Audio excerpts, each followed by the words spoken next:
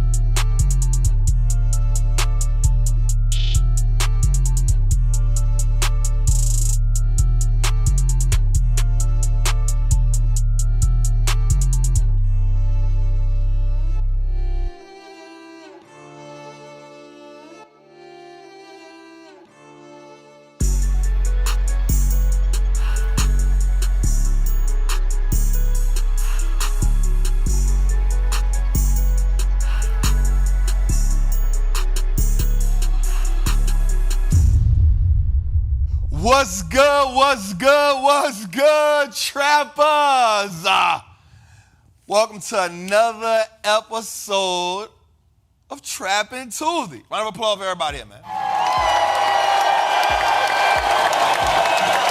Man, today is such an amazing episode. We got so much to talk about. But I want to take 1 second.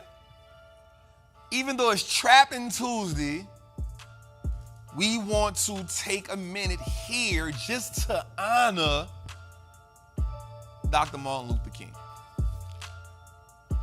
It was a courageous man. It was a God-fearing man. It was truly a man on a mission. There's a distinct difference between a man walking in his purpose and a man just walking. We can tell by the decisions that he made. We can tell by the passion and the way he enunciated himself. When we listen to those speeches, they mean so much to us now. Imagine what that meant then.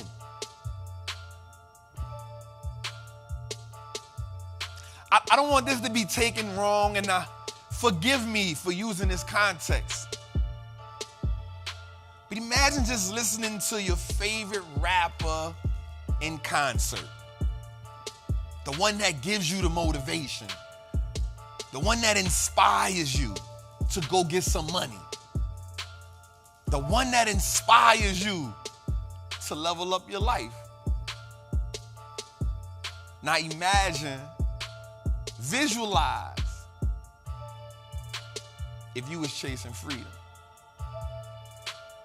Imagine being in 1960, having to ride on the back of the bus. Imagine being in the 1960s and not having some of the rights that you have now. See, oftentimes we say, if that was me then, I would have did this. But the problem with that is we're thinking about it with our 2023 mind. We're thinking about it with the 2023 attitude. I want you to feel it from your 1962 mind or your 1965 mind. That's a whole nother perspective. The prism in which you view life is different. So imagine the power in that I have a dream speech. Imagine the power of someone telling you, someone that you look up to, someone who you felt that all your hopes and dreams will come through by. I'm talking about just imagine in the moment where you're looking at a man saying, he is the guy that's going to get us free. He is the guy that is going to make things right for us. Imagine walking in that era saying that this one man held the weight of everything you believed in. God, that's a hell of a burden. But he did it effortlessly. And sometimes we get caught up in the culture, and I've been victim of it as well, saying, I like King, I like Malcolm X, I like this person, not really understanding the significance in each and every one of them. We needed them all. They all advocated for freedom. They all advocated for justice and equality, but they all had their own different way and perspective in which they viewed life and how to attain it. But the one thing I can say is this, man. That man was powerful. But he became oh so dangerous. He became oh so dangerous when he started talking about economic freedom.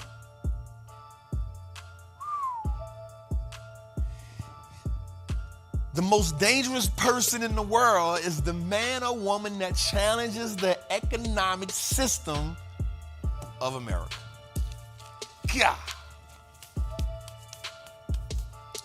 The minute you say that everybody should be paid equal, the minute that you say everybody should be educated the same, the minute you say, why are we going to war in China or Korea or Vietnam when there's a war going on over here? The minute you say that, you're knocking on the door. You're going from good guy to villain at that point. See, what we do fail to realize is that Dr. King, a switch went off on him. Now, I'm not here to say that I knew what he was thinking, because I would never do such a thing. I would never have the audacity to say that. That would be blasphemous. But I do know at some point in his career, a switch went off. And he started realizing that civil rights was good, but the economic liberation, that was a whole nother battle cry. So when he went to Memphis, there was already a war going on between the sanitation workers and the government in Memphis, because they said, we not getting paid. We going inside smelling like trash. We not getting paid. We doing the dirty work, but we can't feed our families. Something's got to change. I'm going to ask you a question. When have you been so provoked in your life where you said something got to change? Because you can only change, you can only get an outcome that you've never had when you've been provoked. Whew. To provoke somebody is something else. It was at that moment when Dr. King started having what was called premonition. He visualized. I got to give my people some money. That's when he became the most dangerous man in America. Because see, even though Malcolm talked about by any means, there was a lot of people that feared that. See, there's a different type of fear it takes to go up against the oppressor. And so you had the Malcolms and the Stokely Carmichaels who came up and said, nah, we got to meet force with force. And as long as you can have one man that says, let's do it non-violently, the oppressor will always find that as the voice of reason. It's why sometimes they used preachers to come preach the message of slavery. Honor thy master to the slaves. It was for that reason. But the minute Nat Turner learned the Bible and said, for every verse that you tell me to tell somebody honor thy master, there's another verse that says to rebel. This is what made him dangerous. So the minute Dr. King started saying, let me give my people some money, it was the minute he woke America up and made them realize that economic freedom was on the purge. Welcome to Trappin Tuesday, y'all. Tootie, let me hear that beat, partner. Let's see what Tootie cooking this week, y'all. Come on with it. I like it.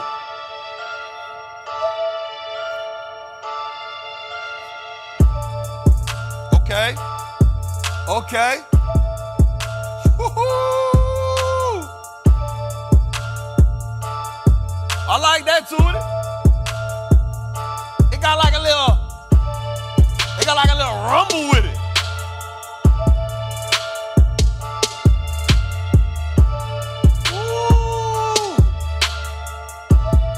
Let me see in the chat how we feel about Tootie. Let me see in the chat how we feel about this one.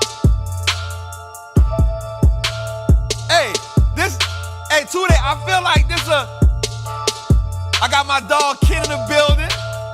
I feel like this got that New Orleans Delta 88 with the Dayton's on it. I feel like it got that kind of vibe.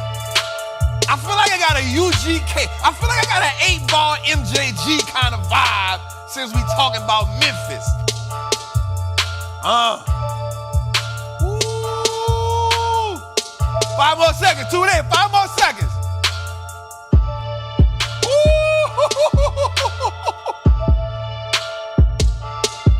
That's good. That's good. That's good. That's good. Okay. Hey, let's give Tootie a round. Hey, this for Tootie right here. That boy is good. Mm-hmm. Good and terrible. That's me hating on the cool. Welcome to Trappin Tuesdays, y'all, man. This is an amazing episode we have waiting for y'all. First and foremost, man, before we get started, I want to tell everybody, make sure you like it, make sure you subscribe, and make sure you send this out to somebody. Man, tonight we are doing so amazing. Do me a favor, man. Let's get the likes up right quick, man. Let's get the likes to 300 before we even get started. Let's get the likes up to 300, man. Today we got a lot to talk about. Why fast food stocks are better than restaurant stocks. Too much debt in the United States, and why big banks are thinking about being broken up. But before we can get into all that, man, I just want to say everybody, welcome, welcome, welcome. Welcome to another episode of Trappin' Mantra. This is episode 26, y'all. Episode 26, man, for everybody that been trapping from day one, I just want to tell y'all, man, I love y'all so much. We appreciate y'all so much. This is why we really, really, really dig in each and every week. And I know, it take me a while to get into the lesson sometimes because I just like showing y'all love, man. I want to let y'all know that every week we come in here from George to Giddy, Jose in the building, Brandon in the building. We got Tootie in the back on the track. We got Dave in the building. Shout out to my dog, Steve. It's a team effort. And each and every week, our goal is to be the best show that delivers market information. It is to give you this information at a high level. But most importantly, it is about helping you become more confident as an investor. It's to help you be able to build legacy.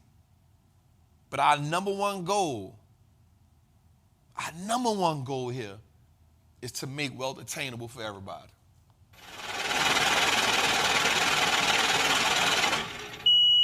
And I love y'all for that, man. So before we get started, y'all know what we got to do, man. Let's get the Trappin Mantra up there, right? We got to get the mantra up there so we can talk about that, right? Y'all know how I go, man, each and every week. Everybody, here's what I want y'all to do for me, y'all. If you standing up and you got your hand over your heart, what I want you to do is I want you to tag me, Wallstreet Trapper. I want you to tag Trappin Tuesdays in your stories, and we're going to repost it. All right? We're going to repost it. Because we need to let the world know what we doing here. We a different type of community over here at Trappin Tuesdays, man. So let's start, man. I am a certified Wallstreet Trapper. I am confident in my ability to make great investments. The stock market is a machine that prints money, and I am more than capable of operating that machine. Not only will I free myself, but my family will eat for a lifetime based off the information that I apply today. I am a money maker and wealth builder. Today I break the chains that anchored me to the poverty mindset. My ancestors will smile because now I have turned my last name into an asset. Damn. My family's purchasing power will increase indefinitely. Today I make the declaration that no longer will I be a slave to money. No longer will the generations behind me inherit lack. No longer will I submit to selling my time for money. I am a first-generation millionaire. I am the architect to my family's legacy. I am a certified Wallstreet Trapper, and Wall Street looks like us now. Let's go, y'all. Round of applause for that, man. Come on, man. Let's go, man. Salute to the trappers, man. Salute to the trappers, man. Let's dig in it, man. This week, man, we're going to get straight to it, man. Word on the street, man. This episode, this segment is brought to you by none other than Trappers Anonymous. Man, Trappers Anonymous is an amazing community, whether you're a beginner investor, whether you're an intermediate investor, or whether you're an advanced investor. Trappin Anonymous is a great community for you. Our goal is to help you build wealth one share at a time, man. Whether it's Moat Mondays, where we talk about moats, whether it's Ticker Symbol Tuesday, where I personally put a stock in there that I've researched, whether it's Wild Out Wednesdays, where the community together break down the stock, whether it's ETF Thursday, where we take some risk off the table and help you identify ETFs that can work for you, whether it's Drip Friday, that's right, Drip Friday, where we actually break down dividend stocks. say something Saturday, we just freestyle. If it live from the kitchen on Sunday. This is our live 2-hour class where we do presentations, where we break down stocks, at least 3 or 4 of them. And then we do our book club on Thursdays. So definitely, man, if you want to be a part of Trappers Anonymous, click that link that's in the bio, man. It is $47 a month. You can cancel at any time. Welcome, welcome, welcome, welcome, welcome, welcome, welcome. All my trappers in the chat, salute. What's up, y'all? I see y'all. I see y'all. I see y'all. Tomorrow morning, we are going to do a opening bell for all my trappers and Trappers Anonymous. Tomorrow morning, we're going to do a live opening bell where we just do a Q&A. I do that like once or twice a week. So to all my Trappers Anonymous members, make sure you catch that link for that. I want to start off today with saying something like this. Why have we not challenged the economics of America? Why have we not challenged the economics of America? But instead we have acquiesced into the poverty mindset that has been given to us on a platter. So when I say the word acquiesced, I want you to understand that we are simply accepting something that has been given to us reluctantly without protest. We've accepted the fact of second-class citizenship. We've accepted the fact of going to certain schools that limit the education. We've accepted the fact that we have to work 40 years. We've accepted the fact that there has been a cap on the type of life we live. So instead, we have acquiesced into the poverty mindset. And they give it to us freely on a platter. Why? Why have we not challenged this? What limiting beliefs have we accepted and then anchored to that has kept us from truly identifying our true value? Trappin Tuesdays is thought-provoking. It is my job and my philosophy as I talk about stocks and finances to influence the way you see money. I read a couple comments that said, man, this dude be talking for 20 minutes before he talk about stocks. The problem is we always want the money before we get the mindset. The problem is we always want the money before we get the mindset. And so what has happened is, due to our lack of money, we don't understand that it is the mindset around money that has truly imprisoned us. It is the mindset around money that has truly enslaved us. I want you to ask yourself a question. Let's take a second and let's visualize the courage that it took our ancestors to voice their demands for wanting to be first-class citizens. I want you to take a second and ask yourself this question. What type of spirit, what type of attitude, what type of commitment did a person like O.W. Gurley have to start Black Wall Street? Now, mind you, we're talking about 56 blocks that is right across from a frustrated and angry white America.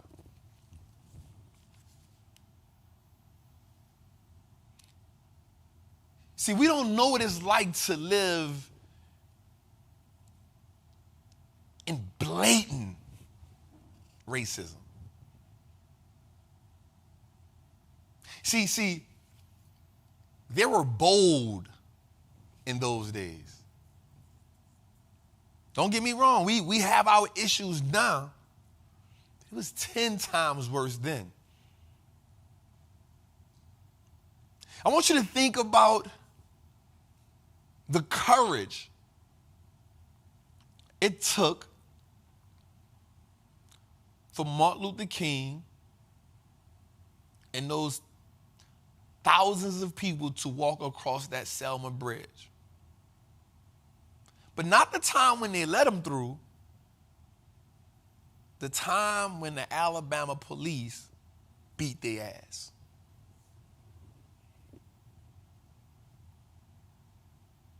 When King didn't go. Think how much courage that took.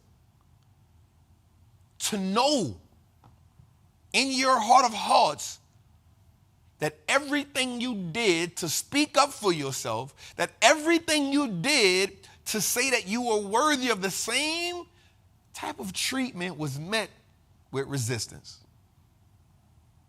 A forceful resistance. I'm talking about a resistance so blatant that they had the audacity to have colored-only faucets.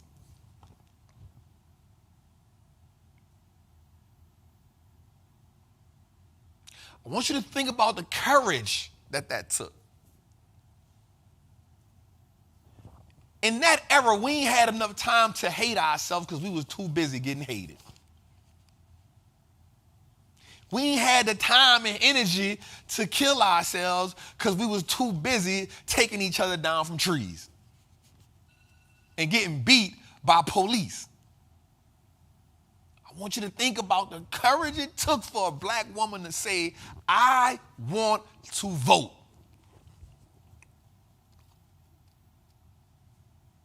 I want you to think about what type of courage that took.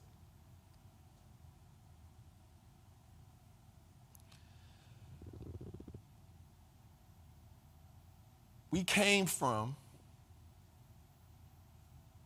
a group of people who saw freedom only in their mind. But yet we neglect it. Why have we not challenged the economics of America? All right, man, let's get into it, man. Our first segment is called Word on the Street, man. This is going to be one of the episodes, man. Shout out to 1,300 people in the chat, man. Jose, we got 1,300 people in the chat early, man. We leveling up. We leveling up. We 1,300 people in the chat. We 30 minutes in, man. Let's go, man. Hey, for all my new travelers, I just want y'all to know something. Blue magic. We stand on it over here. All right, man, so let's go, man. So we start off, the Nasdaq actually was up today, man. And so the Nasdaq is on a 7-day winning streak. 7 days. But,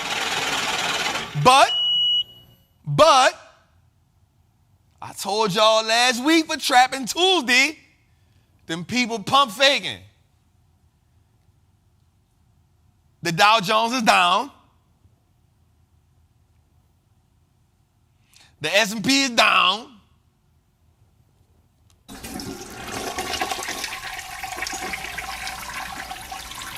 going down. It's down. But remember what I told y'all. Last week I showed y'all something, and I said, let's look at the calls and puts. And this is why I want y'all to really understand. Like, I want y'all to truly go back and watch episode 25 because it was important. Episode 25 was important. In episode 25, we told you all about the put and call ratio. And I told y'all the reason why we didn't think that rally was sufficient was because even though we had a green day, we did see a lot of sellers in the market. It wasn't a dominant performance. It wasn't a dominant performance. And so because it wasn't a dominant performance, because we didn't see the calls outperforming the puts, it was only maybe 40 or 50,000 more puts than calls. Calls than puts. That let me know that, yes, we had some optimism in the market, but we had a whole lot of pessimism. That tells me that the optimism was based on something that they heard in the news that day. Instant gratification. Instant gratification. And so I want us to understand that. I want us to see that, and I want us to understand that, man. So let's go, man. Let's dig into the heat check right quick, man. As we dig into the heat check, again, we had our heat check today was at 1. Now remember, anytime the put call ratio is at 1, that means we're in a semi-bearish market. Semi-bearish market. We're in a semi-bearish market. Now, look, we had 3,522,000 calls. We had 3,512,4,300 puts, which tells us we still have a lot of sellers in the market. As long as we have all of these sellers in the market, we know that we are still up against a lot of pessimism. Does that make sense? Does that make sense? As long as we have all of these puts in the market, it tells us we still are up against a lot of pessimism. All right, let's dig a little deeper. All right, here's our 10 industries today, man. We see consumer discretionary, 0.7. Consumer staples was flat. Energy, 0.12. Financials, minus. Let's stop right there. We're going to talk about this a little later. We're going to talk about what happened with Goldman Sachs. This is important. We had healthcare, industrials, materials, real estate, information technology, all down today. Let's dig a little deeper, man. Let's go a little deeper. All right, let's go a little deeper. So I wanted us to see something. This is good. If you invested $10,000 in the ETF, QQQ, here's what it looks like, right? So here's your top 1, 2, 3, 4, 5, 6. Here's the top 8 companies in there, right? So if you invested $10,000 in QQQ, you'd have $1,000 in Microsoft because it goes from biggest position down, right? So Microsoft, Apple, Google, Amazon, Nvidia, Facebook, Tesla, and then Pepsi are the top 8 positions. So maybe 70% of your money will go in these 8 companies, and then the remainder of the money will be spread out through the rest of the stocks inside of the portfolio. Here's what I want you to understand about that. When you invest in QQQ, you understand that Microsoft, Apple, Google, Amazon are the drivers of the ETF. This is something that people don't always talk about. When they tell you get the ETF, you got to look inside the ETF and see what is the top 10 positions. And then from that, what are the top 3 positions? Because these 3 positions are typically the drivers of the ETF. Meaning, as these 3 positions move, it's a good chance that the ETF moves. So why is QQQ down so much? Because Microsoft is down, Apple is down, Apple was down, Google was down, Amazon was down last year. This is why QQQ was down so much. You feel me? So when you inside of your ETF, you want to find out exactly what's driving the ETF so you can know. Now, let's double down on this. Let's say you don't like QQQ, but you wanted to find another ETF that had Google, Apple, Microsoft. What you would do is say ETF that have Microsoft in it, ETF that have Google in it, ETF that has Amazon in it, ETF that has NVIDIA in it. And so now inside of those ETFs, now you can navigate ETFs that have different specific stocks in it. Now, some people will often get inverse ETFs confused, right? So inverse ETFs, your SQQQs and your TQQQs, these are ETFs that, so SQQQ and TQQQ, they're cousins to QQQ. One of them goes up when QQQ goes up, and one of them goes up when QQQ goes down. These indexes, ETFs, are wrapped up with futures and other options contracts inside of them. They're never made to hold for the long term. God damn, we cooking already. Somebody online is trying to charge you $19.97 for this, man. Keep trying to tell y'all this. All right, so let's break down this one. Let's break down the VOO, right, or the SPY, right? So let's say you had the SPY. Let's say you invested $10,000 in this. Here we go. Now, this is spread out over 500 companies, right, because this one will track the SPY. So if you had $10,000 in it, $600 will go to Apple, $533 will go to Microsoft, $311 will go to Google, $260 will go to Amazon, $171 will go to Microsoft, so on and so forth. These are the top 9. Now, Trap, that ain't $10,000. Of course it's not.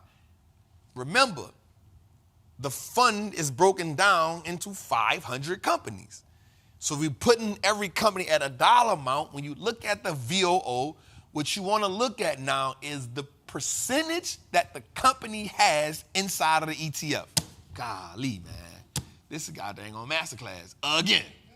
This is a masterclass again. This should be a challenge or something, right?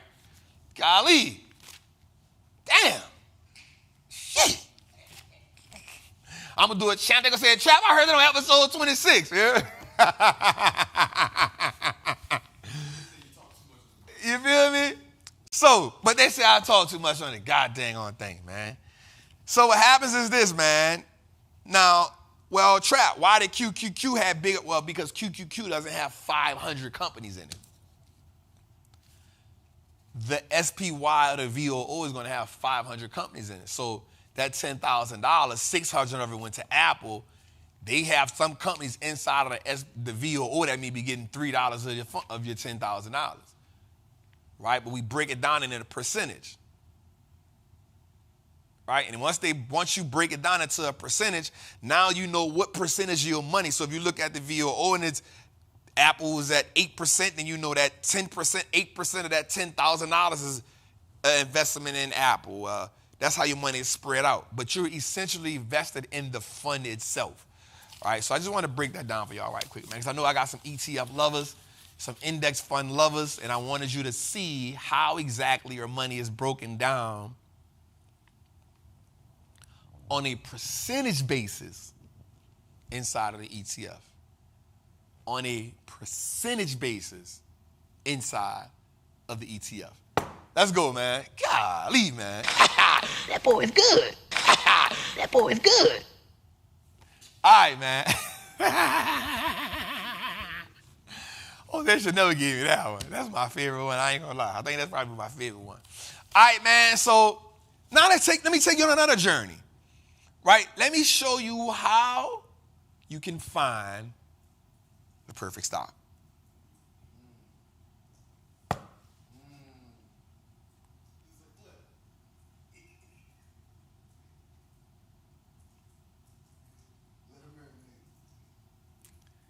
Dave, just throw that graphic on the screen right quick. Let them get it. Let them get all of this Big Mac.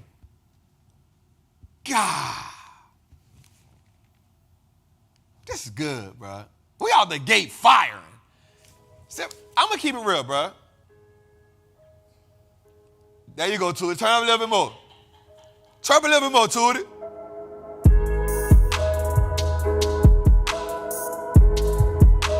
Go on, screenshot that.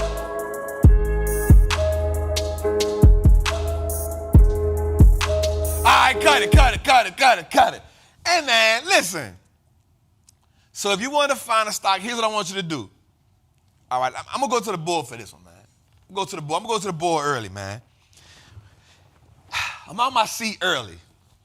Y'all don't even put my papers down.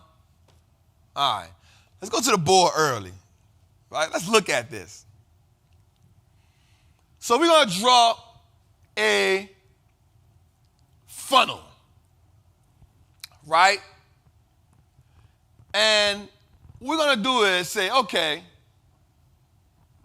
first things first. We put buy at the bottom. Why is buying is at the bottom? Because there's a formula that must take place before we buy. There's a formula that must take place before we buy. First thing, is this in my circle of competence? How do I know? Do I understand the business? Thank you for the super chat, family. Second thing, stability filter. Is the company in financial good shape? Is the company financially in good shape? Now, that one may vary depending on where you at. It is okay to invest in a company that is not profitable if they can give you a profitability date and you see specific enhancement happening inside the business. What is those specific enhancements we looking for, Trap? Okay, is revenue growing? Is earnings growing? How much debt are they taking on? If they're taking on a lot of debt, where is it going? Is debt now going down? What phase of the business are they in? Are they in a growth phase? Or are they in a stability phase? Like for me, a company that's in a growth phase, it's okay if that company has debt, but now I need a profitability date, or I need to see how are you going to plan on getting away with that debt. If it's a company like AT&T, I don't want no part of you no more because you got too much debt, and because you don't have no growth in you, it's going to take you forever to get rid of that. So question, I need you to write down, homework. If the company has a lot of debt, what phase of the business is the company in? Yeah, tell me that wasn't no board. That wasn't no board. Nigga, listen. You feel me? All right, let's go a little further. Wide moat. Can it survive for a long time? Meaning, does the company have some type of competitive advantage that sets me apart from its peers? Do we have that competitive advantage? Do we have it? It must have it. It must have it. All right? Price. Is the share price cheap? Now, you got to go back. If you're in Trappers Anonymous or if you took the Wall Street Trapping course, you understand how to find enterprise value. If not, go back to episode 24. We talked about how to use PE ratios. And the last thing we do is buy. Sit back down. Let me sit back down. Blue Magic, that's a brand name. Like Pepsi, that's a brand name. I stand behind. Come on, man. Let's go, man. Let's go, man. All right. As we move forward, I want to show you something. Even in the buying and selling process, you must be able to find a risk between the financial risk and the emotional risk. So I want to show you something. When we're looking at financial risk, we want to ask yourself a couple of questions. What is my time horizon? What is my age? What is my tax bracket? And ultimately, in building out this portfolio, do you have to live off a portion of the portfolio or can it just appreciate? This is important. Time horizon. How long am I expecting this to be here? Age. How old am I? Tax bracket. Why is tax bracket important, Trap? Because everybody's tax bracket affects how they invest. Right? Your tax bracket affects how you invest. A person investing $10,000 a month is in a different tax bracket than a person who can invest $1,000 a month. I'm not saying either one is better, but the tax bracket now talks about how you allocate money to your portfolio.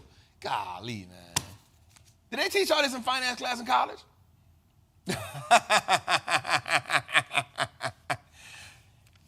I just saved somebody $100,000 in college just now. Ken, how you feeling? All right, tell your finance teacher they can watch Trappin Tuesday, but tell them if they try to teach some of my stuff, they need to holler at me. This is a curriculum.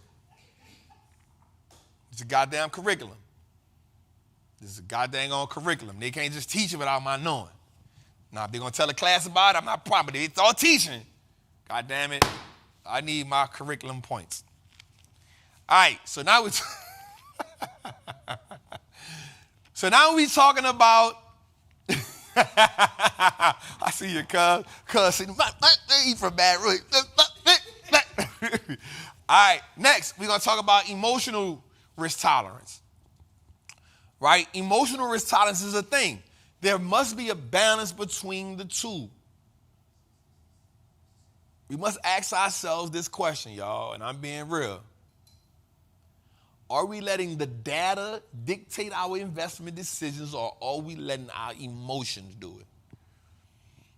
Emotional investing will cost us a lot of money. I needed to hear that ball after that one, you heard me? Emotional investing will cost us a lot of money, y'all. I'm trying to save somebody.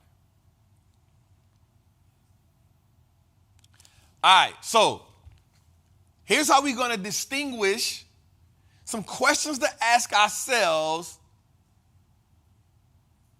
when it comes to the emotional risk tolerance. Now, I know there's going to be this is something I ain't never even taught this before.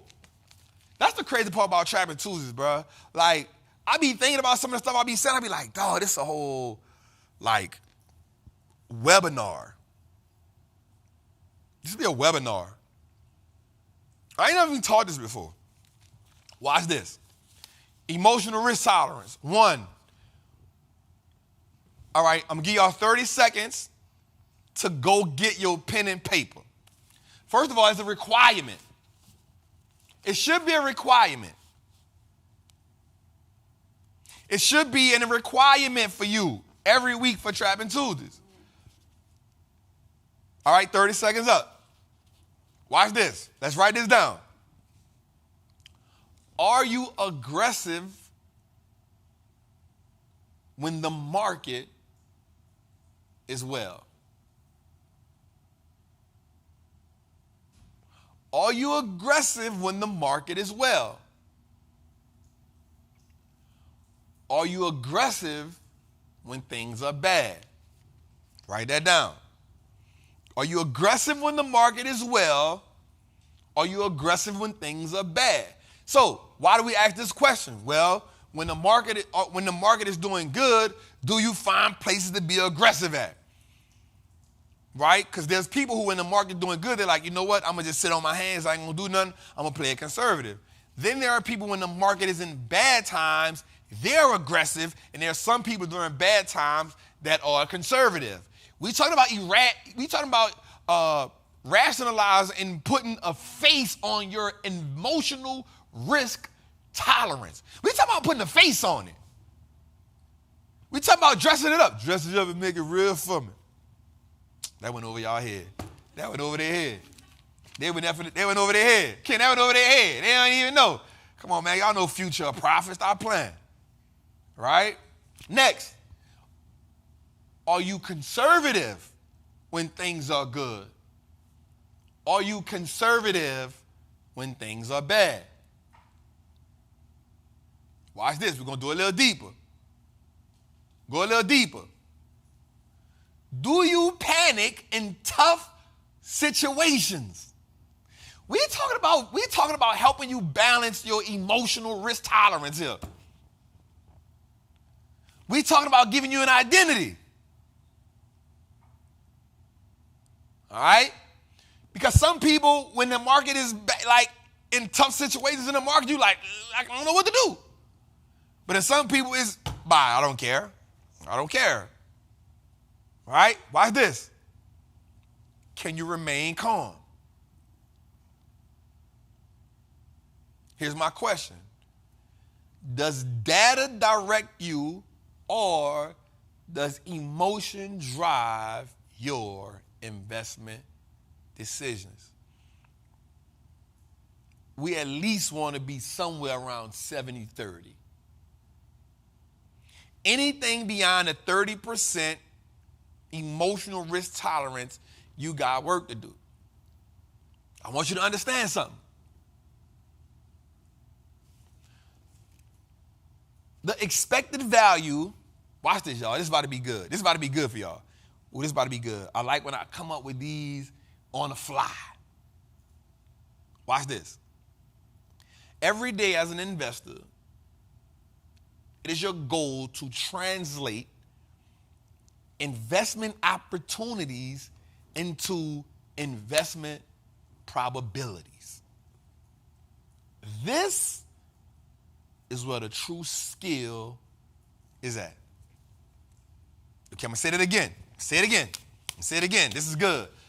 We ain't even start talking. We ain't even got into the market yet. You feel me? This still the appetizer.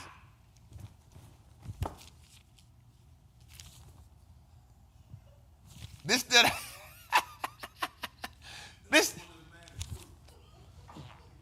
appetizer. And Tootie talking about, man, bring the bill.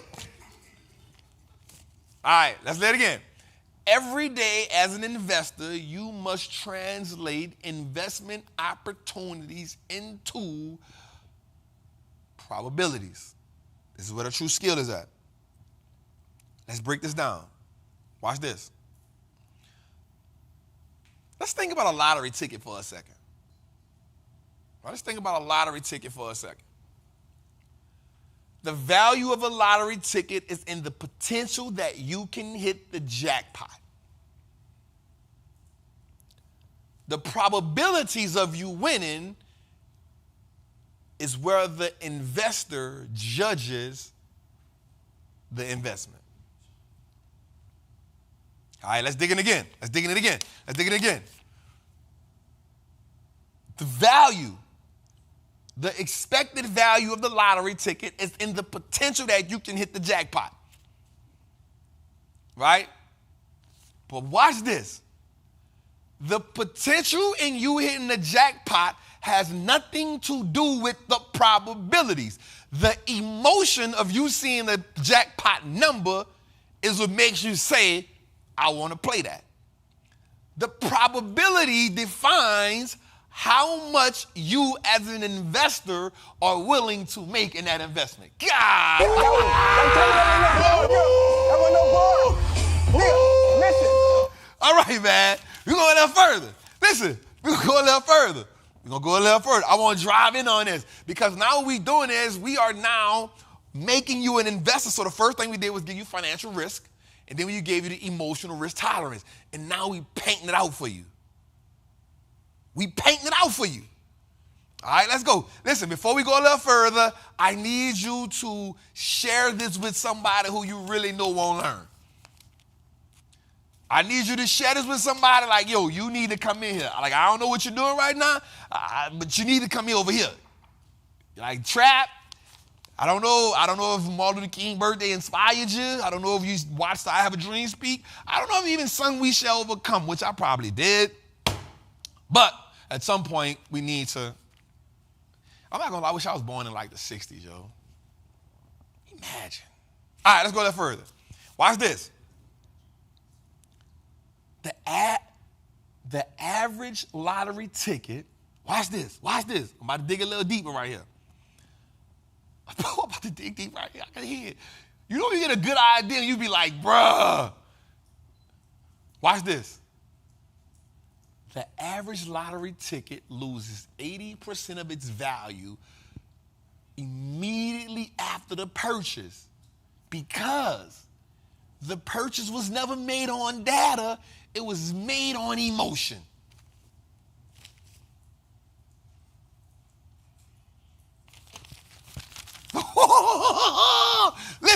Listen.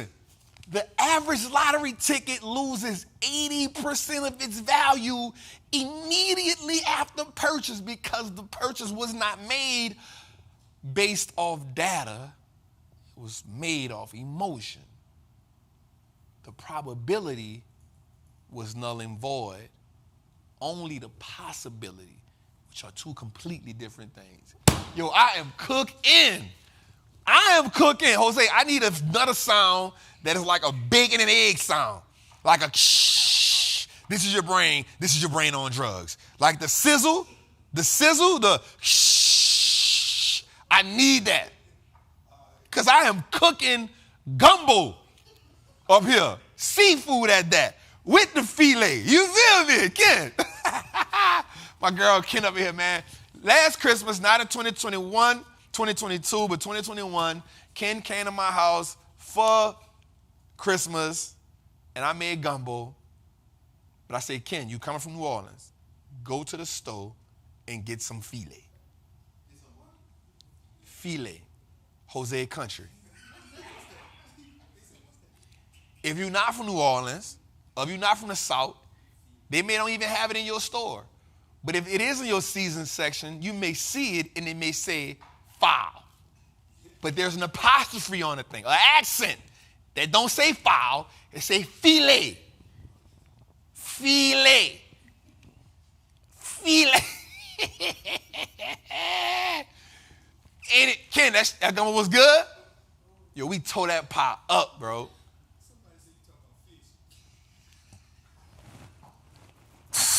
Man, get the people out of here. All right, let's get back on track. Now, watch this. Think about this, y'all. The average investor. So watch this. The lottery ticket loses 80% of its value solely after the purchase. Why? Because the purchase was made off of emotional intelligence, not probabilities, but possibilities.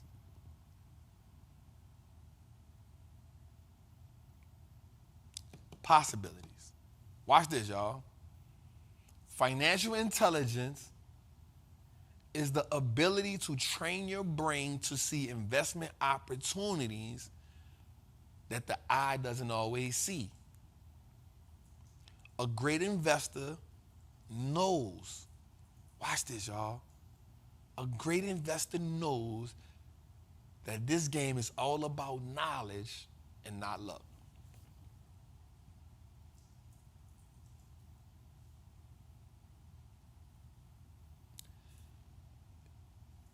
The minute you say, I hope, is the minute you lose at this game. The minute the knowledge and the data dictates the decision, you immediately increase the possibilities. And then you put the probabilities into play. The goal of Trappin Tools is to make sure that everybody always increases their possibilities based on data and not emotions. And so my question for you is this. What are the principles behind the investment decisions that you make? All right, let's go a little further, man. That was good, man. That was good, man. That was good, man. We brung it back. All right. So let's look at the outlook of the market, man. Right? So this Goldman Sachs analyst said that he sees the S&P 500 return to 4,000 at the end of the year. So he's saying that the market will be flat by year's end. I'm thinking, this is a mark my word, I'm thinking we can get probably anywhere between, I'm thinking this year we can get about 4,200, bro. 4,200 is my call for this year, bro. I'm thinking we'll see the low of 32. I'm thinking we'll get back to 42. I know y'all thinking that's a lot. I'm thinking my low can be somewhere between 32 and 34. Low, bottom out. Remember, that was my base case scenario last year. We hit 35. I needed to go 100 points, but it hit 35 and it stopped on me. This year, I think the high, we can hit 42 to 43. I think we'll get the low at about 34. That's what I'm thinking. We talking about the S&P. That's what I'm thinking. That's how I feel. I feel like last year my call was 32. We got to 35. We hit the bottom, and we went back up. My call for this year is, I see my guy Zay in the chat. My call for this year is, I think we can hit 42, 43-ish. I think our low will hit 34 as the low for 2023. Thank you for the super chat. Yep. My high is 42. My low is 34 for this year. That is a mark of my word. Episode 26, Trap gave his ranges. Low, 34. High, 42. That's my ranges. That's my ranges. That's my range. That's my range. Right? So he also said earnings per share, he don't see no growth. He says that the valuations on PE will not change. So PE ratios is about 17. He's saying they won't change. He's also saying the economy will slow down but not hit a recession. Now, you know, I say we already in a recession. They just don't want to call it what it is. But we already in one. You feel me? All right, let's go, man. Let's go. All right, man. So watch this, man. So I want to talk about this today. So Morgan Stanley and Goldman Sachs picked Alibaba as their Chinese stock pick of the year. Morgan Stanley said it has a 70% upside. Goldman Sachs says it's going to go up by 25%. And they're basing this off the reopening of China. They're basing this off, now, the Chinese economy did slow down and the Chinese population did slow down. So I'm wondering, what is the upside that they see? Now, the thing about Alibaba is this. The company actually has a great balance sheet. The company actually owns some great things. It's a holding company now. But I don't want us as trappers to truly take on the risk of investing in China. Why? This ain't what I said. Why? Because here's my thing.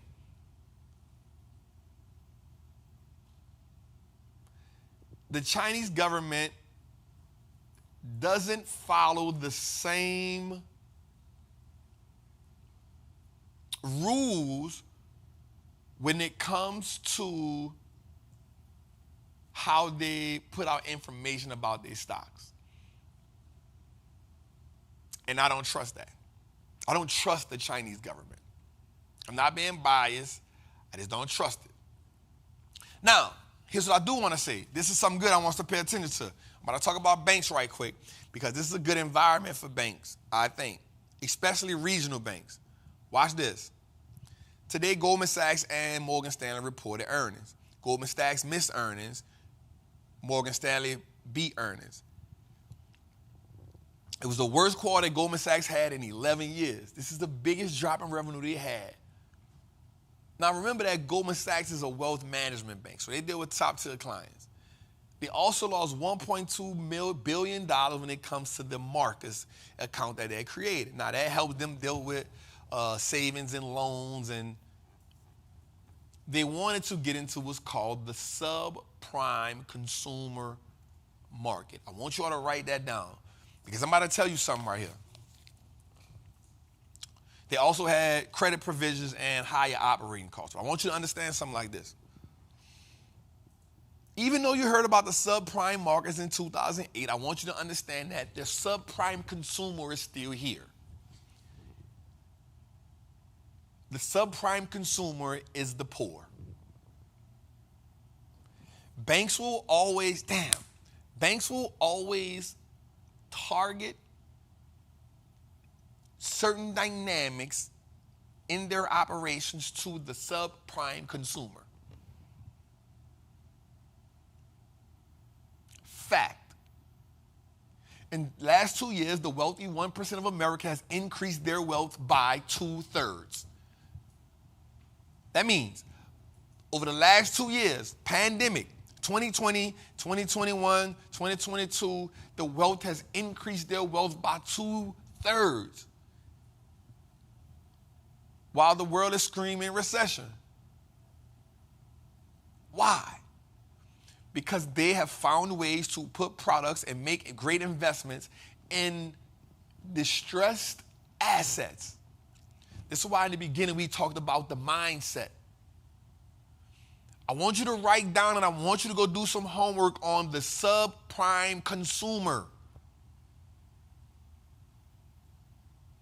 See, this is the type of language they talk about, and they talk about you and I, and because I'm no better than you, they talk about us in these type of terminologies. Subprime consumer. I read a book, the article the other day that said the subprime consumer is stressed. The subprime consumer has spent on average 60% of their savings.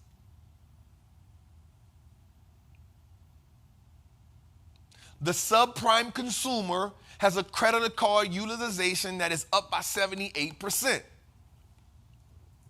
The subprime consumer is behind, on average, 60 days on the most important bills in their household. I want you to understand that the subprime consumer still exists. And if you don't shift the way that you see money, the way that you use money, and the way that you philosophize around money, you will always be the subprime consumer.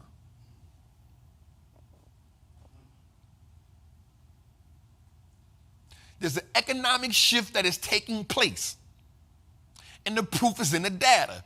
Everybody want to come on, and you look on everybody on Instagram and everybody on social media, and they want to drop these bars about generational wealth.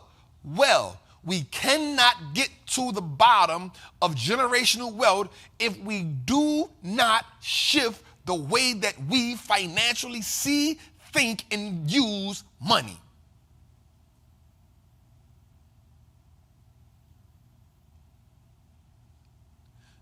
The people talk about us in terms like subprime consumer. You are the same people who they gave loans to on homes that you could not afford. I want you to understand that right now, we are the residue of the financial crisis. We are the residue of the people who got took advantage of during the subprime financial crisis. We are the residue of that. We still have trauma behind that. Whether you realize it or not, you've learned how to normalize abnormal financial conditions.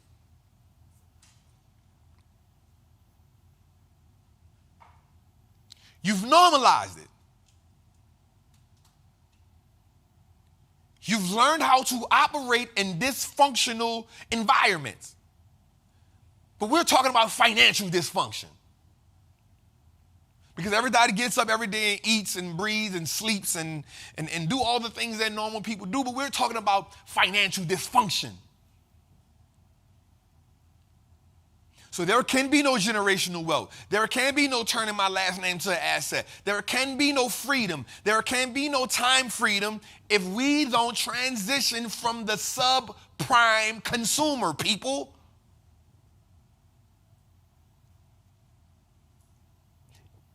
Experiences and environments dictate, oh, this is good, this is good, this is good. Intelligence. Man, try what you're talking about. How the hell is the environment? Because watch this, y'all. You can read all the books you want. But if you're not in an environment that is conducive to growing that knowledge base, that person will get discouraged. Too many of us are anchored to financial trauma.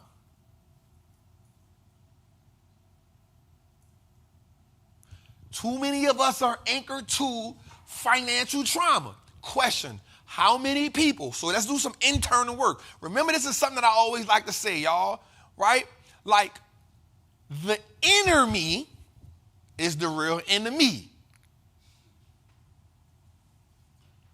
The inner me only you know. I don't know the enemy.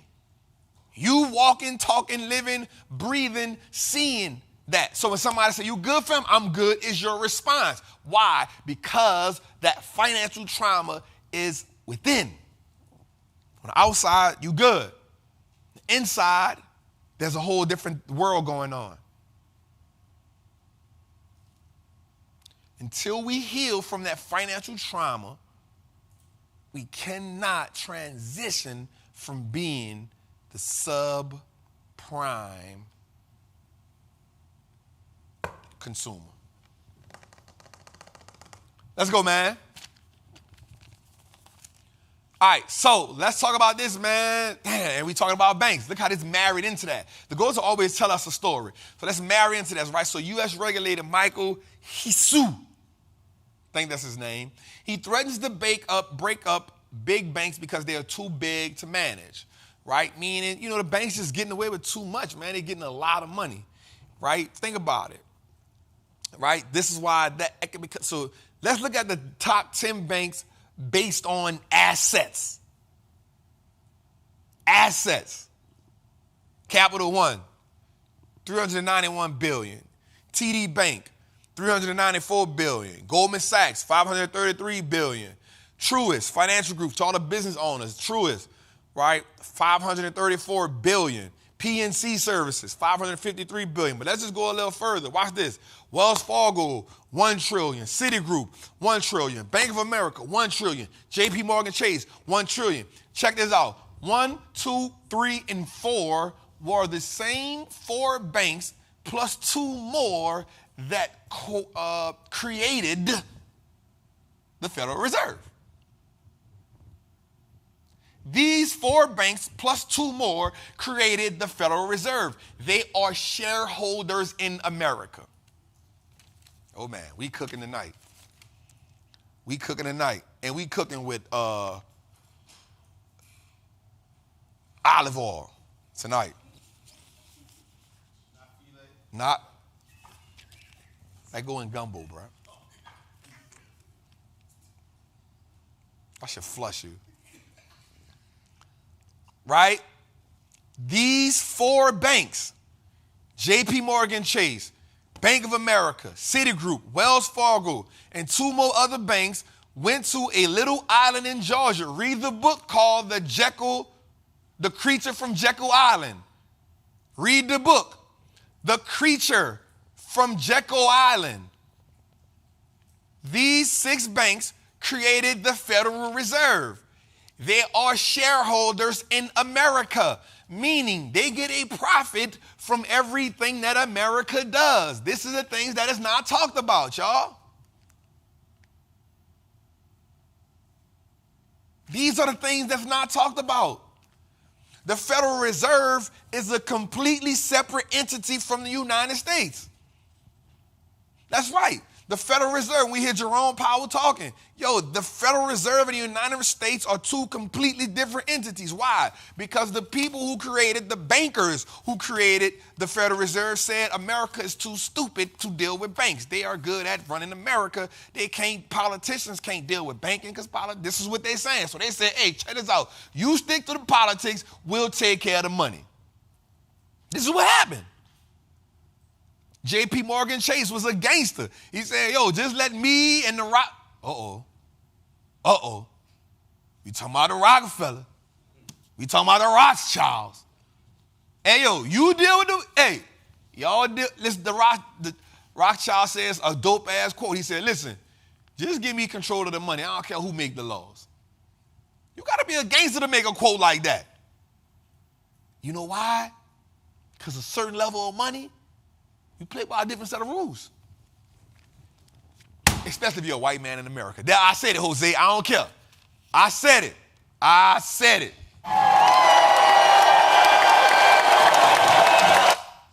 All right, go a little further, man. So he thinking about breaking the bank, so we'll see how that goes. Now, that's good. This goes a little deeper here, yo. Right? We talk about Janet Yellen. The U.S. will hit the debt limit Thursday. Let's talk about that for a second. Okay, so let's break this down. The debt limit is the total amount of money that the United States government is authorized to borrow to meet existing legal obligations. Social Security, medical benefits, military salaries, interest on national debt, and tax refunds, along with some other payments. This was called obligatory. Ooh, that boy said a word. If y'all ain't been paying attention, I've been saying some words today, boy. I've been saying some words today. You feel me? I hit him with some words today, man. Okay, so they have to pay those. They can borrow to pay those. Now, here's the thing.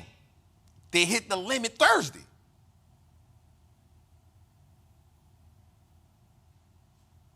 They got to avoid default.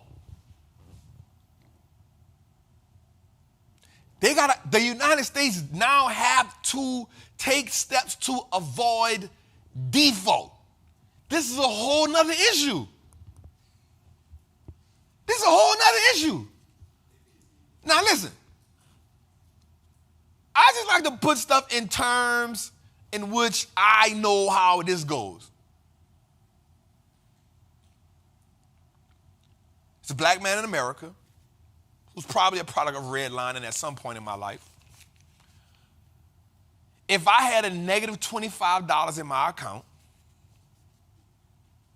and I tried to borrow some money, I would get a cute little receipt that said, insufficient funds, Mr. Howard. Or I would get a call that said, Mr. Howard, we saw that you tried to retrieve some money from your bank account. It has insufficient funds. Now, here's what I did. Once I realized that, I started charging stuff on the debit card. Because what I realized was they would let you charge the stuff on a debit card as long as you didn't try to get no cash. Why? Because America is a country that loves what? Debt.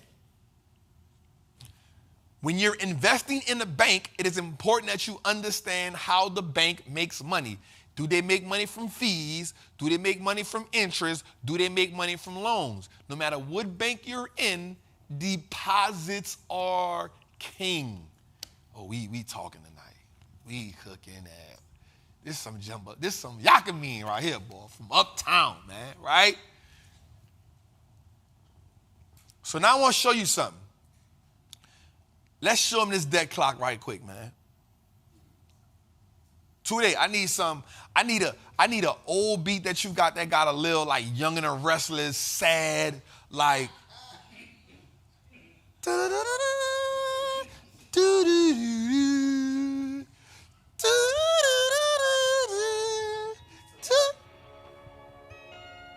Yeah, I need that. Yeah, some sad.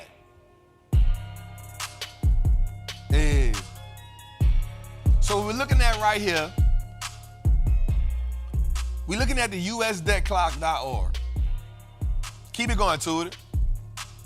I'm gonna stand up for a second, because I need y'all to see this.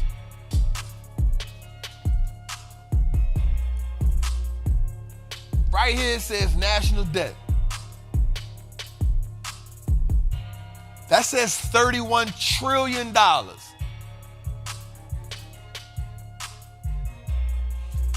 This says $31,495 billion in U.S. debt. Now I want to go a little further.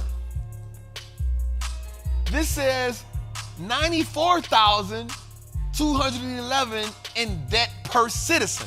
So that means you, your daughter, your little kid, even your puppy owes the government $940,000 to $94,000. But watch this. If you're a tax-paying citizen,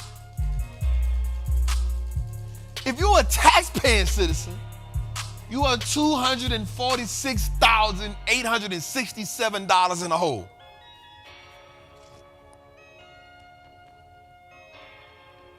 This if you're a tax-paying citizen. So that means if you got a job, you're an entrepreneur, you're a contractor, per citizen, per taxpayer, everybody except Donald Trump.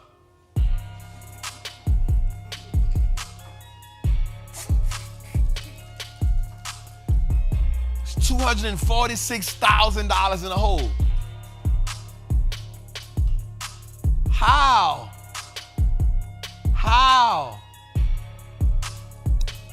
How can we beat that? All right, Tootie. Good job, man. I needed to get emotional for a second. I needed just to understand that. $31 trillion in the hole.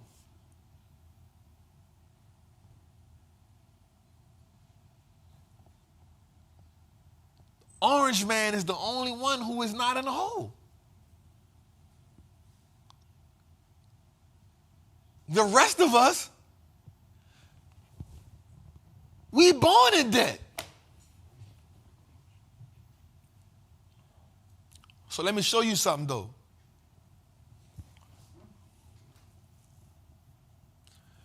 This is why it is important for each and every one of you to learn how to play this game. This is why that $31 trillion, we can't do nothing about that. That is the number one reason why your money needs to be in some type of assets. Because as long as this is it, but you just think about it. If you already in a negative, we see these numbers that's green, no matter who you are, no matter where you are in the world, we understand one thing. Money is a universal language. Red mean negative, green mean positive. I don't care if you're in China. I don't care if you're in Hawaii. I don't care if you're in Bali. I don't care if you're in Paris. I don't care if you're in Russia. Red means bad, negative. Green means on go. The money will never have value until that 31 trillion becomes green.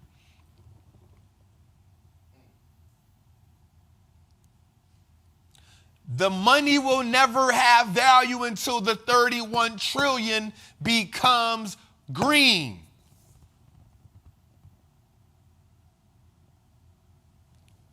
Let me take you a little further. I am 40 years old. Be 41 this year. We have only known the America that is the America as a superpower. There will come a time. There will come a time when the America that we know will not be the superpower. There will come a time where we won't be the big dog. You cannot be the big dog with a $31 trillion deficit. You ain't got no money.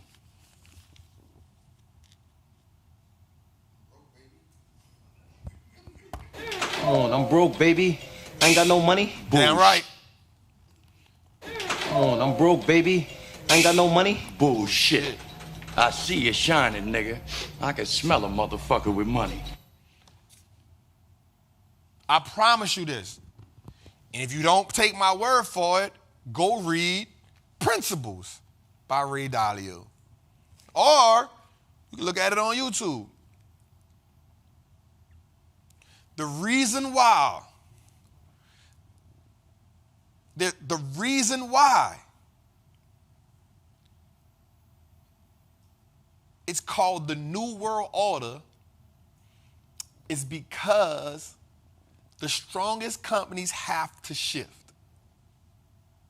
When a country becomes weak, other countries partner. Okay, let me take you on a little history lesson right quick. The reason why, this about to be good. The reason why Gaddafi had to go. The reason why Gaddafi had to go is because he said to all other African countries, we do not need America. The oil is here. The minute those countries stop using the petrodollar, which means oil can only be bought and traded in American money. The minute those countries say, nope, we're not using that, we will create the dinar, which is what Gaddafi was trying to create. The minute he said, yo, we gonna use these dollars right here, we don't need them no more, America said he got to go. I'm not mad at America because I live in America and I realized that that was a business decision. He threatened the stability of America. Did he have truth? 100%. But it takes a lot to challenge the muscle. Am I like up? It takes a lot to challenge the muscle. I don't care if I'm broke, baby, I still got muscle. Now, I ain't gonna lie. One thing America know how to do is fight. They ain't built the strongest military in the world for nothing. It's gonna take some hell and high water to take them off the throne. But that 31 trillion is a weakness. And if we don't find a way to restructure that, if we don't find a way to fix that, we will live in a world where America will not be the superpower. And I don't know how any of us gonna know how that feels. All right, let's go a little further, y'all. God damn, we cooking tonight. Now hit the like button for me, man. We have 1,500 people in the chat tonight. Let's clap for that. Hey, this year, Jose, we're gonna break that 2,000, bro. We're gonna break that 2,000. I'm probably gonna break that 2,000, man. We're gonna break that 2,000, man. We gotta break that 2,000, man. We gotta break that 2,000. I'm in a bind, Nate. Oh, God. Some other time. I really need this money. Hey, she kills me at the end with that. I really need this money, Nate. Boy, that's some pitiful shit there, boy. Damn. Damn, bro. That's messed up, dog. Let me say this right quick, y'all. Can I? This week, man, never mind. I ain't gonna say it, man. I ain't gonna say it, man. Shout out to my brother Larry Morrow. This week I went to Houston, man, and I had an amazing time. I wasn't supposed to go out. You know, I'm inside. I'm not outside. You know, be like, we outside. I'm inside. I don't go nowhere. And I went on this voyage with him. You know, I'm 40 years old, man. I don't like doing that much. But I really had fun this weekend for my dog's birthday. We did the entrepreneur lunch. I hosted that with some other amazing entrepreneurs. Then he was like, bro, call me to the day party. I went with him to the day party. And then we went to the club that night. We had an amazing time. I had a flight that morning. And he was like, bro, man, you've been with me all day. Man, you gotta rock with me, man. We're gonna go to the strip club. Now, if everybody who know trap, like, I used to be the strip club man. It was my thing. Especially when I first got to the A. 2015, the first time I came in 2012, the A turned me out. I ain't gonna lie, I was like a kid. I started traveling the world going to strip club. I went to Miami, New York, Starlets, I'm everywhere. So I went to the strip club, man. And I'm not gonna lie, yo, nothing against the strip club, I'm not gonna say, I was bored. Because this is not my thing no more. You know what I'm saying? Like, the Flame, Follies, hey, got a lot of money out your boy. But it's just, I'm not in that phase no more. So it ain't my thing no more. Nothing against the dancing. That's not my thing no more. But when I first started this, my mission was to get dope dealers out the street and get dancers out the club. That was my mission in the beginning. Early trap, that was my mission. So my flight left at 6, so at around 3:30, 4 o'clock, I'm like, bro, I'm about to go. You know, we had a security, so I leave. So I'm walking out the club,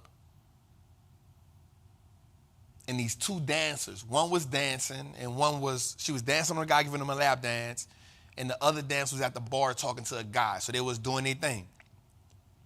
Both of them stopped me and said, Wallstreet Traveler. I look. I said, what? You feel me? And they both said something to me. They said, man, you're going to get us out this club. Keep doing what you're doing. I left the club smiling like I had got something that night. I was blushing. My shit was pink. My cheeks. This man Jose, man. What's wrong with that dude, man?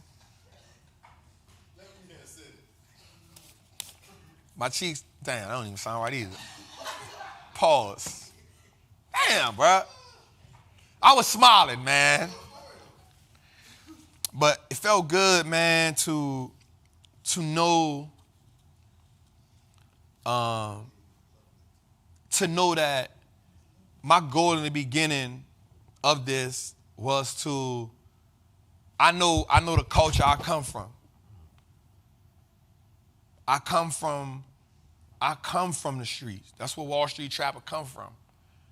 And so a lot of the females I knew in Kenya, you know them, you know what I'm saying? Like, that's the thing in New Orleans. Like, boom, go to a strip club, like, figuring it out. The strip clubs in New Orleans ain't all that, but they in there grinding.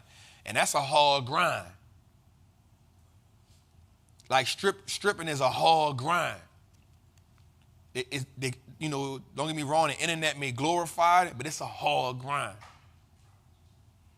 And those two ladies, man, they hit me, and they was together. It kind of made me feel like they watched Trappin' Tootie together. Because they was like, man, keep doing what you're doing, man. Like, you gonna get us out this club. And that meant I left, I was bored in the club, but I left the club, I was smiling like, damn, like, that. You know what I'm saying? And you just never know the impact you got. You just never know how you inspire people. And that's why it's always good to just be comfortable in being yourself. Because you just never know, man. So shout out to them two queens, man. You know, and that's the goal, man, to help them get up out that club, man. This is a hard grind, man. Just like trapping, man. It's a hard grind. Let's go, man. All right, man. So I wanted to highlight something right quick. You know, we're talking about the ladies in the club, and we realized that the beauty market is a big market that doesn't get a lot of, it doesn't get talked about a lot, right? But I want to highlight these 9 companies that truly own the entire beauty industry. LVMH, because they have Sephora, Fenty falls under there. Johnson & Johnson actually have beauty products.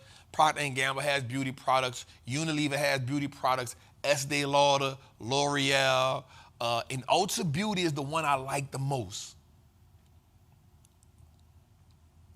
Ulta Beauty is the one I like the most because the company has no debt. It is ran by a woman.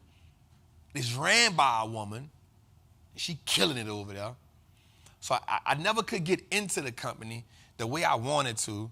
But these are the 8 companies that own the beauty industry. So if you're into beauty, so I'm gonna say this. So remember I always say something, man, you don't have to invest in, you don't have to invest in what you use, but use what you use as a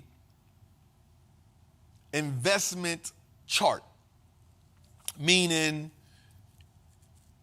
okay, you may use Estee Lauder, for instance, or you may use Super Scent, right? You may use the crayon case, right? Shout out to Super. But she isn't a public company. But you may understand makeup. And so because you understand makeup now, you can look at these 9 companies and say, hey, I understand makeup. I understand the business of makeup. Matter of fact, Super owns crayon case. We need to be talking about how that company can go public in the next 5 years, how we can get that company to go public in the next 5 years. Matter of fact, I'm going to talk to her about that. But also, now you can invest in makeup companies. To all my queens that wear makeup, I'm not a person to tell you not to wear makeup, man. Wear your makeup, man. Do what you got to do to make you feel good about yourself, cool. But you should be investing in these. You should be investing in these. All right, let's go, man. So here's 3 factors that affect the stock market in the short term. In the short term. 1, slowing sales. Slowing sales, particularly in growth stocks, can cause stock to drop significantly. Rumors and news. Rumors and news can 100% dictate the way the stock market. It's like when the stock market is already on edge, rumors and news take it to another level. Right? And then missing expectations. When a company misses expectations, it will 100% bring the stock down. Prime example today. Brain freeze. Today, Goldman Sachs missed expectations. Stock went down 6%. Expectations. My caveat to that is this. In the short term, because the company does miss expectations or slow in sales or has rumors, that doesn't necessarily mean it's a bad stock. We got to understand what was it that made that happen. What was it that caused sales to slow down? What was it that caused the rumor in the news? And what was it that caused the expectation miss? If we can identify those key factors, then we can ask ourselves, has the story changed on this business? And then that asks us the next question. Is it a damaged stock or is it a damaged company? We like damaged stocks. We do not like damaged companies. Let's go, man. God, we cooking tonight, man. You on fire tonight, y'all. Ken, how you feeling? You feel good? It's my girl, man. My dog, man. All right, so let's get into this segment right here, man. Women who get money, man. So I saw this little thing and I actually want to repost it, man. These are the 1, 2, 3, 4, 5, 6, 7, 8 richest women in the world. And they get money with a capital B. They get money with a capital B. We got the one from BMW. She's worth $24 billion, right? We got the Mars family. We got her in there. She worth $31 billion. We got Jeff Bezos' wife. Bezos. I don't know.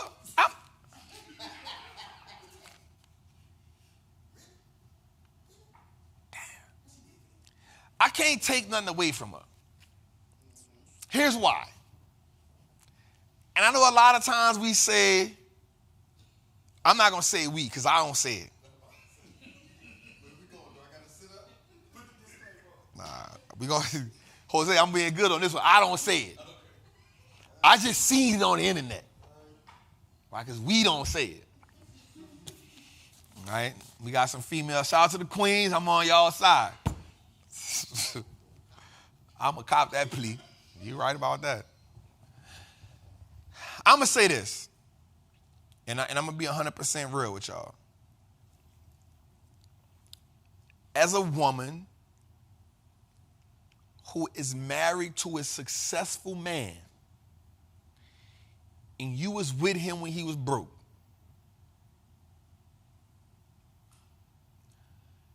there's this level of sacrifice that you must bear in order for him to get to that level. 100%. 100%. The reason why I honor my daughter mama so much is because she bared the burden of let me travel, let me go do the interviews, let me do the stuff, I'm up tonight, I can't watch her, I'm about to quit the job, I can't pay for all the stuff, I'm gonna just pay for the school, but I can't pay for all the other stuff, I can't give you the money I used to be giving you, but when I get on, I got you. So when she asks me for something, even when she don't ask me for nothing, I'm gonna give her. So there's a level of sacrifice that a woman has to take on unbeknownst.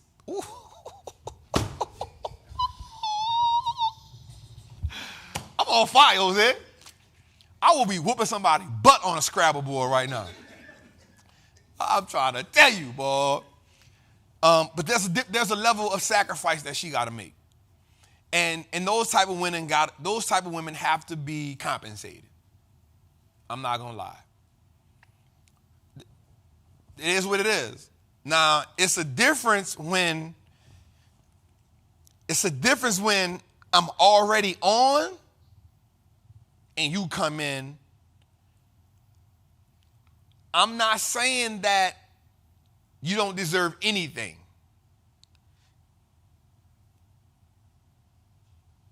But I don't know if half is the right percentage. But in order for me to continue my success, she also has to take on some level of sacrifice. Because as men, the one thing that drives a man fully is knowing he is an alpha provider. I ain't talking about alpha male. That word get used crazy out here. But he's an alpha provider. He's an apex entrepreneur. Ooh, we getting deep right now. I'm slinging them out there now. Man, I own this building, bro. I heard you. I got you. Right? There's something that drives, like, so as a man, like, let me tell y'all my story for a second. Yes, Tootie, I got to tell it. As a man, when I was going through my trial, I was broke. I was dating a female, and I was like, man, I don't want to date you no more. It might have wasn't the right thing to do. I get it. Financially, I brung no value. As men, we are taught that our value is associated with how we can protect and what we can provide. Right? As men. Now, and there is nothing that a woman can say or do to make me feel different. She can love on me. She can support me with her words. But there's something that's embedded inside of my DNA that tells me if I'm not providing at a certain level and I'm not protecting at a certain level, I need to be able to, like, get in my judge. Now, it's different if we married. Now, if we already married and I go there, then I got to figure it out. That's going to be a tough marriage until he get back on his feet or where he feel he belong. It's going to be a tough marriage because he ain't going to never feel worthy. And I'm going to be real with you, bro. If you out here broke, bro, you should not be chasing women. If you out here broke, bro, and you ain't got your stuff together, king, like, man, the nookie should not be you. I'm a rock with Cardi B on that one. And not saying you don't deserve it, but it shouldn't be on your mind. Your only turn on should be how I'm gonna go get me some money. That should be the only thing that turn you on. What business idea I got to go get me some money? Cause see, for me, when I'm sleeping on my auntie's sofa and I'm paying my daughter nursery, which was only like $150 a week, I'm like, man, I can't let my daughter mama bear that bird. My daughter needs stuff. I gotta go get some money. This business gotta work. We gotta put this together. So I'm not gonna say that she doesn't deserve the money that she got when they split because she was with him when he had the idea.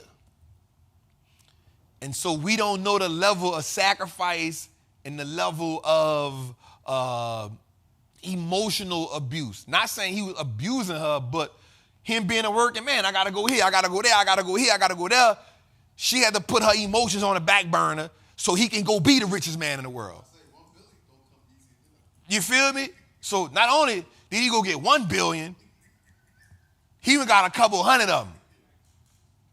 There's a certain level of sacrifice she got to take. And so when he divorced, I was like, he ain't complain. Now, what did piss me off was she left the man and got a science teacher. I'm like, hey, what we doing here? What the hell we doing here? That ain't work either. She was on the wrong level for that. I would have looked at her like, this is what we doing, bro? A science teacher? Nothing wrong with a science teacher, but how you go from the richest man in the world to a science teacher? Yo, something ain't mathing right here.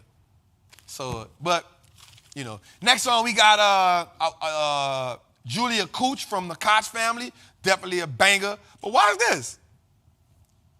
Sam Walton people. He got 5 of them. He got 5 of them in the Forbes list. And then, the queen from L'Oreal. We talking about this. We talked about this. All right, so I definitely just wanted to highlight the queens right quick, man. You know, they getting money. One day I'm gonna see Jessica up here from Real BB Judy. I'm gonna see you up there. One day I'm gonna see Super Sin up there. I'm gonna see you up there. My girl Nat, one day I'm gonna see you up there. You know what I'm saying? They got some entrepreneurs out here getting to a bag. B. Marie, I'm gonna see you up there, go get you $1 billion. You know what I'm saying? That's Sir. We're gonna see Oprah up there. So shout out to the queens. Right quick, let me just shout out to the queens that's getting money. One more time. We're gonna shout out to the queen. All right, where my 5-figure queens at? Let's get a 6-figures queens a round of applause. My millionaire queens at? All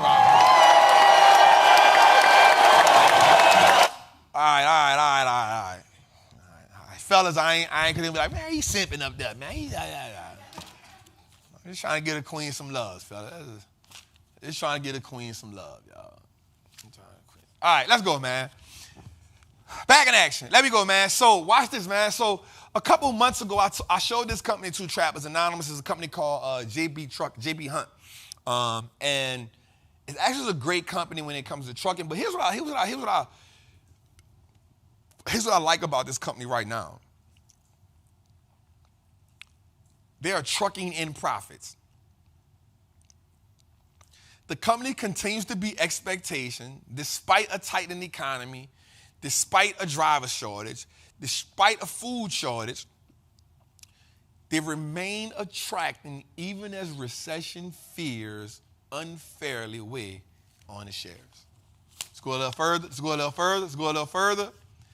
They were still able to bring in profits despite shortage in drivers, shortage in trailers, and shortage in food. JB Hunt, to all my truckers, if you are in the trucking industry, right, we talk about investing in what we know. If you're in the trucking industry, then you understand how the trucking industry works. So you need to be looking at companies like JB Hunt. You need to be looking at transports. You need to be looking at the trucking ETF, right? You need to be looking at these type of companies. You need to be looking at companies like Cummins Engines. You need to be looking at these type of companies because you understand them. You need to understand, you understand them. It's not hard for you to understand that business model. Companies that sell diesel gas, you need to look at them companies. Why? You understand that business model.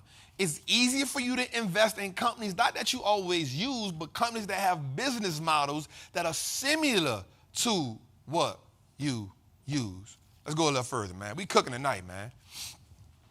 All right, man, let's talk about electric vehicles, man. So this kind of brung me up, right? Because y'all know that I'm a fan of the EV space. Episode 24, we talked about the different ways that we can get into electronic vehicles, not just through the cars, but electronic vehicles counted for 10% of global auto sales last year. Now, that's not a lot, but they sold 7.8 million EVs. That's a 68% increase from 2021. Think about that. That is a 68% increase from 2021. Also, the industry is growing faster than predicted. Remember, by 2030, there's a few companies out here that are saying, yo, we will be full EV by 2030. Mind you, we are in 2023. That is only 7 years away. That is one time you go to sleep, wake up, boom, it's 2030. That's how fast time flies. You go to sleep, boom, I'm up. Damn, it's 2030. So he's saying in 7 years, there will be some automobile companies that will be full EV companies. 7 years ain't long, y'all. 7 years ain't long. So I thought I'd bring it up. Let's go a little further, right? I want y'all to see something that I was really looking at. And so we talk about eating out and we talk about restaurants. And so I saw that the average person spends about $1,200 a year on fast food alone,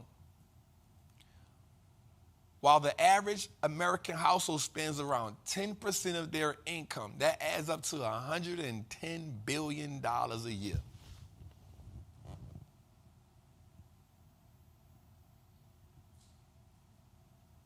I want you to sit on that and think on that.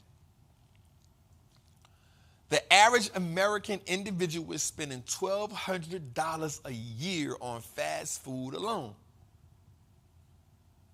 while the average household spends around 10% of their income on fast food. So now that tells us that adds up to about $110 billion a year on fast food. Let's go a little further. Fast food will outperform restaurants. Why? This is me just doing the homework. People are reducing savings. Rising credit card balances, gas prices, and possible deeper recessions. Watch this. Go a little deep. Let's go a little deep right here. Watch this. They go to the next one, Dave. We should have one more about restaurants. Right there. No. One more. It should have restaurant sales. Won't have it? There we go. So restaurant sales are down, averaging about 8%. So the average person spends $2,300 in restaurants. But watch this.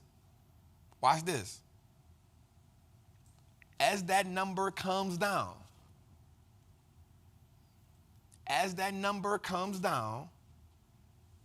people will stop going to restaurants. As money tightens up, people will do what? Fast food it out. Even when people are using DoorDash, they're actually not spending the same money they would spend in a restaurant. Why? Because if you look at the DoorDash menus, they're actually not full menus. The one thing a person will do when you go to the restaurant is look at something and say, all right, you will order something that you will not eat. You'll order that extra appetizer. You'll order that extra whatever. Most people going on DoorDash just to get wings. So you are spending less money on the restaurant than you would in a different environment. Restaurants fast food will outperform restaurants, especially in the stock market. Now let's go, Dave. Watch this. Analysts say McDonald's, restaurant brands, and Yum brands, in 1 week they've outperformed the restaurants. So McDonald's, y'all know what McDonald's owns. Restaurant brands, QSRA owns Popeyes, Burger King. They are under that brand. Yum brands, Pizza Hut, KFC, Taco Bell. They are under Yum brands. In 1 week, they're up positive. The fast food industry has outperformed the restaurant industry. I thought that was just something I'll bring to y'all attention as we get a little further into this deeper recession, a mild recession, whatever they want to go. This is something, I'm not telling you to invest in it, but it's definitely something to look at. Let's go a little further. Now, watch this. There you go right there. What the average person spends when they sit in the restaurant, the average American spends about $2,375 per year on dining and taking out. That's the average American. That will drastically decrease because people will not be going out as much as they were going before as money gets tighter. This is why your Chipotles look good. This is why your Domino's, your Pizza Huts, your Wendy's, they will get more action. All right, let's go a little further. So let's look at this company called Williams & Sonoma, man. The company's growing its earnings by 39% over the last 5 years. The dividend is paying out now at 78 cents. It has increased the dividend by 13% on average a year. They still pay a premium on all of their high quality dishes and furniture. So pots, pans, knives, they are still have a premium baked in on that. But what they also have done is they said, listen, our not so premium brands that we have overstock, we are now cutting the price on those. The value for them is in the furniture and the cookware because premium home improvement is a thing. Shout out to Williams & Sonoma. It's a great company, man. I actually like that company. I'm not mad at that company anyway. All right, let's go a little further, man. Listen, man, we talk about weed, man, right? We talk about this weed company, man. This company is now expanding. This brand of company is Tilray Brands. They've now expanded into fruits, beer, and cannabis legalization stores. So I don't know how, if are we having cannabis infused fruit? That's interesting. Cannabis infused fruit. I don't want to go there. I'm thinking I'm eating strawberries. I'm eating strawberry mixed with weed. That is not a good look for me. I've been drug-free and alcohol-free for 4 years, man. So let's go a little further. And we break this down, too. We talk about the microchip industry. I always like to give you all different. There's never one way to invest in a specific industry. So we think about the microchip industry. So let's look at manufacturing, foundry. They manufacture them, but they don't design the microchip. We talk about your TSMs, right? And then we looking at your fabless, right? So you're talking about they design, but they don't manufacture the chip, right? And then you talking about your integrated. They design, but don't manufacture the chip as well, right? So We talk about 3 different components. Then we talk about new. So we talk about people like Amazon and Apple who's saying, yo, we want to get into designing our chips. Then you talk about equipment, which is ASML, right? They produce the microchips. And then you're talking about the architecture, right? Well, the IP for the design of the chips. So we just done right here for the people who want to get in tech, because I feel like at some point you should get into the microchip, because there cannot be technology without chips. There cannot be technology without chips. That is the brain. So if you believe that America is going into a technology age, you got to believe in the chip sector. It's just simple. SMH is the ETF, or SOXX is the ETF for the chips. But if you want to believe in the chip sector, these are the different ways. The same way I did you with EVs is the same way I'm telling you about chips. These are the 6 different ways that you can get inside of the chip industry and make money. All chips are not the same.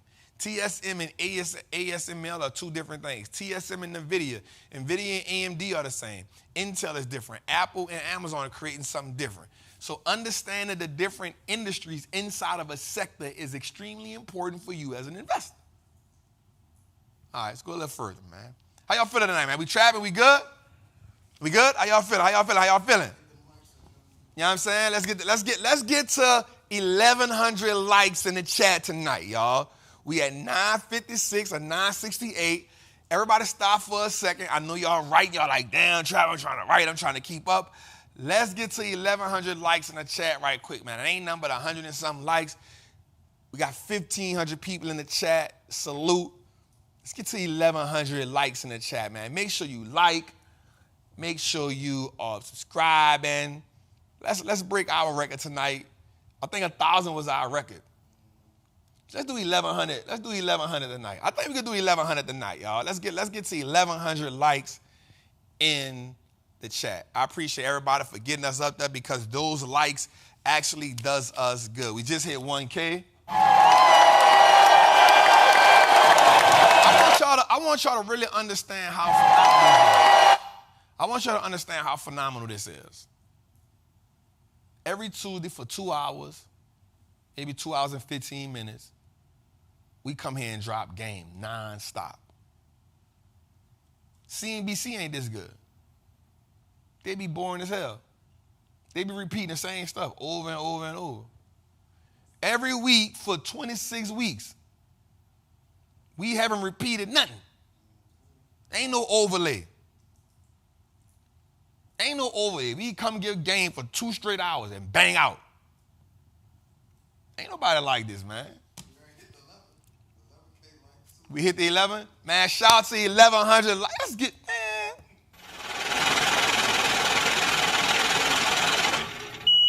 Let's go, man.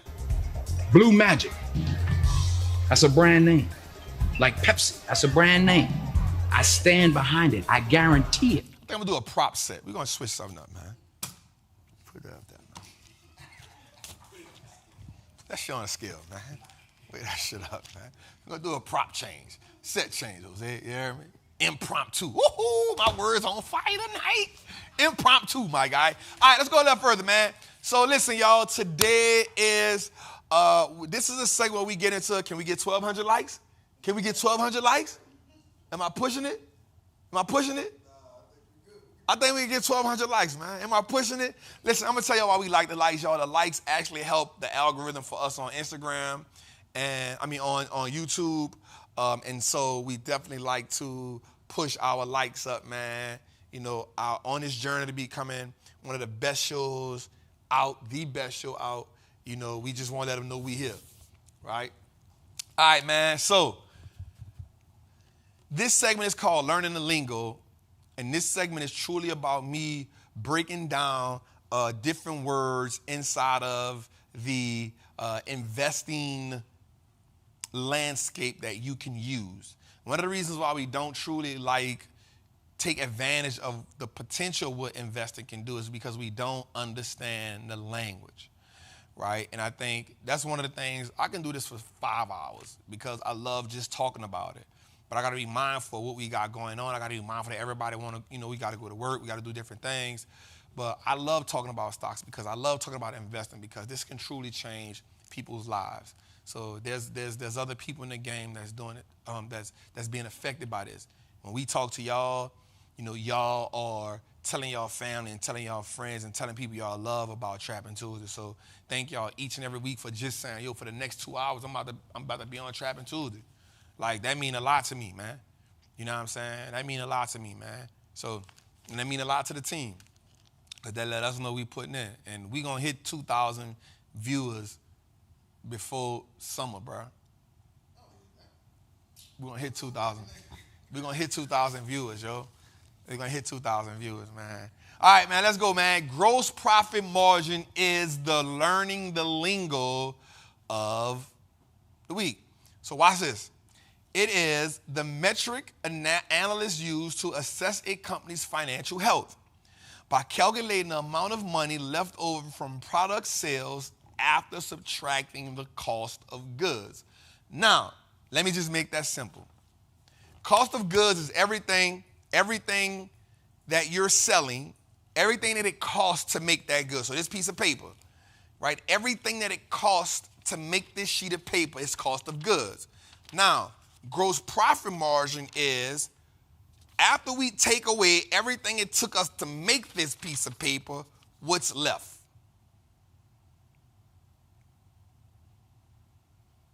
You got me? Gross profit margin. Whatever it cost me to make this piece of paper. So let's say I get 100 pack.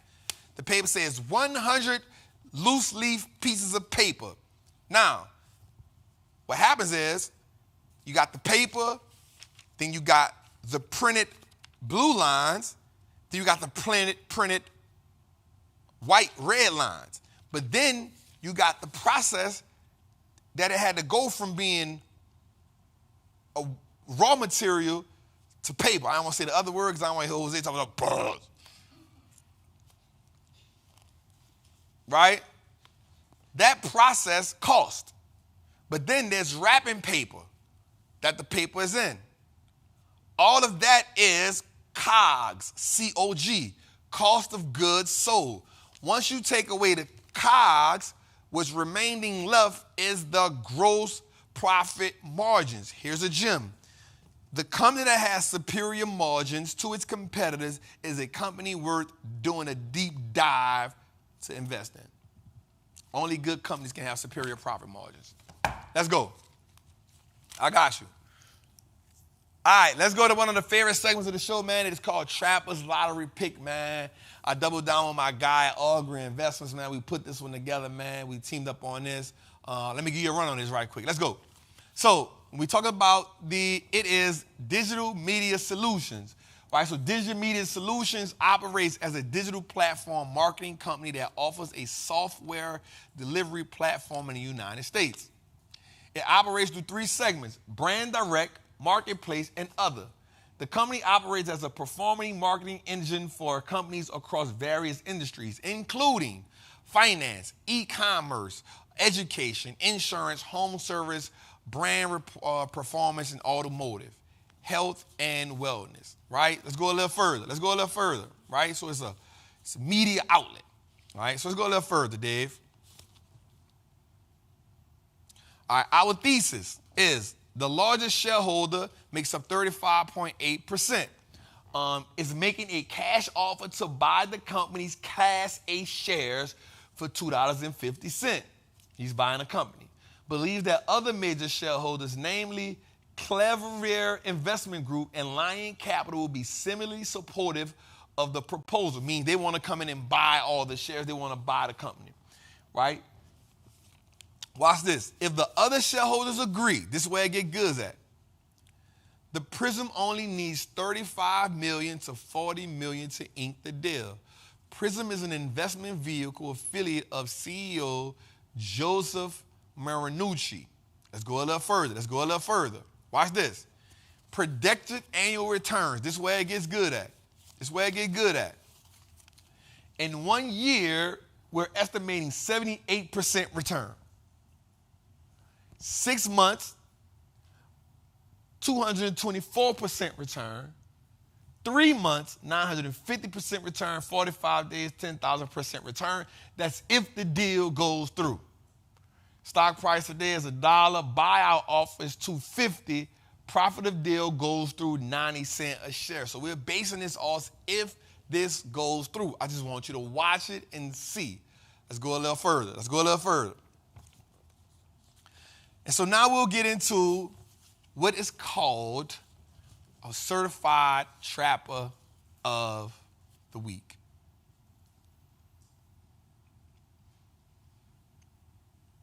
This was important for me every week, y'all.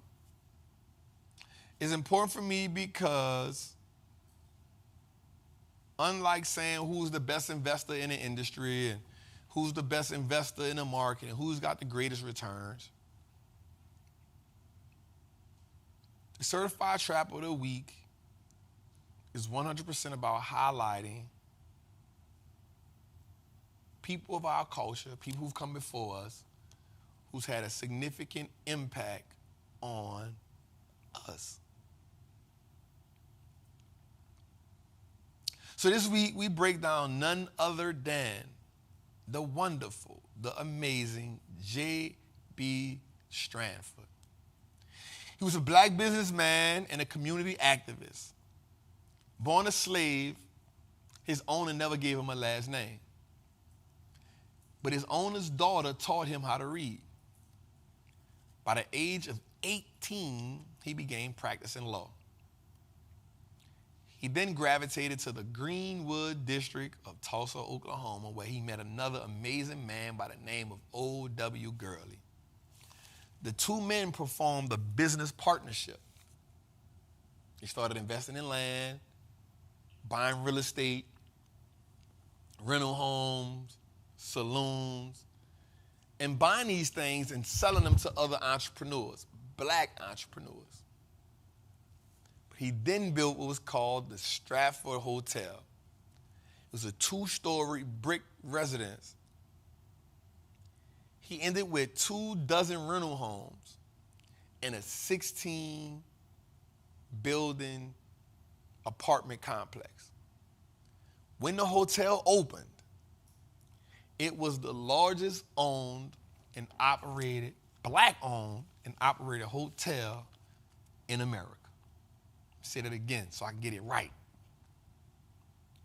When the hotel opened, it was the largest black-owned and operated hotel in America.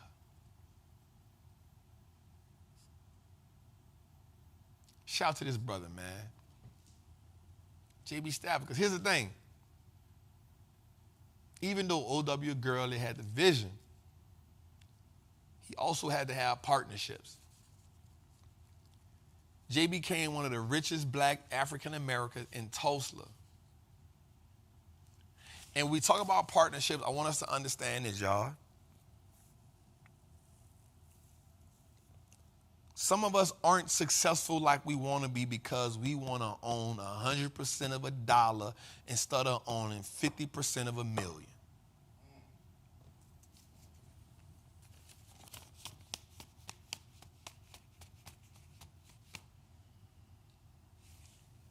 Partnerships is how you scale. Expanding your network of people is how you grow. If you're a person who is being anchored to their environment, you need to unanchor yourself from that environment and get around people who are talking different. Get around people who see the world different. Get around people who see money different. There's 8 billion people in the world. The 20 to 30 people that you know ain't the only people that's here. You all share similar experiences. And so your intelligence level, your income level may all be similar.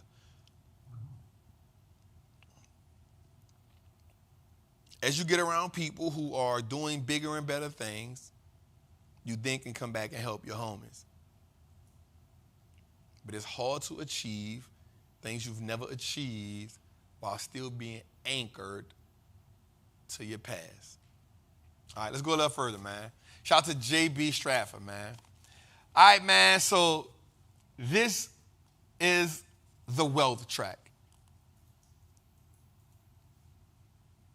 And so with this segment, I love this being a follow-up segment to the Trapper segment because this allows me to get into one of my favorite subjects, which is hip-hop. I think hip-hop is the catalyst to America. What happens is hip-hop has navigated us down a path where we haven't valued who we are or what we are. I think that music has done a lot of harm to us over the last couple years, maybe the last 10 years, because I often like to say that people like KRS-One, Rakim, they didn't run out of lyrics. Talib Kweli, but there was big business in murder rap. And I often say, I've never heard Garth Brooks talk about killing nobody. I've never heard Shania Twain call nobody Faith Hill a bad bitch. I ain't never heard it. I've never heard Sting or Matchbox 20 and Rob Thomas. I've never heard them talk about killing the Red Hot Chili Peppers. I've never heard it. But yet, these people sell out stadiums. Nah, true enough, I know that the experience in America is different. But why do we have to voice a limited experience?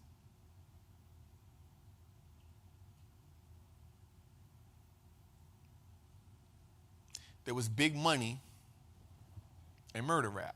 And so for me, the Well track is about us deciphering through some of the lyrics and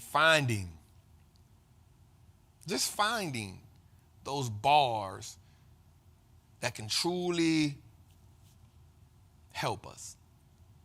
So this week, man, we went and found Diddy, man. And Diddy, I forgot the person who showed me this because y'all be DMing me. Y'all be like, Trap, I think this is a good one. So last week, Brandon hit me with something. This week, I forgot who hit me with this. I'll salute to you. But so this week, Diddy just said something simple. It was a quick bar. It was, now my dividends is the new Benjamins. In cut. It's over. Done. Now my dividends is the new Benjamins. I want us to understand how prolific and profound that is. In essence, I'm getting rich off investments. That's a simple statement. I'm getting rich off investments. That is a parabolic shift that we need to, God damn. God damn. God damn. That's a parabolic shift for us. Imagine how powerful we could become if we all said, and now my dividends is the new Benjamins. Your rent is the new dividends. The money you picking from having property, that rent that's becoming cash flow, that's the new dividends. The Toro that you got out, the rent, the dividends from the Toro is the new dividends. The money that you invest in the stock market, the new dividends. The options that you're getting, your new dividends. The business that you are invested in is the new dividends. It's simply saying, my dividends is the new Benjamins, is him simply saying, my investments is what's taking me to wealth. Shout out to Diddy for that bar.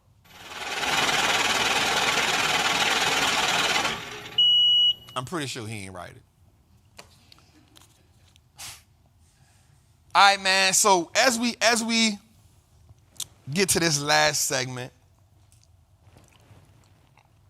I want to have a conversation with us. Y'all know I like to talk, if you haven't seen, but sometimes there's a different type of talk that needs to be had.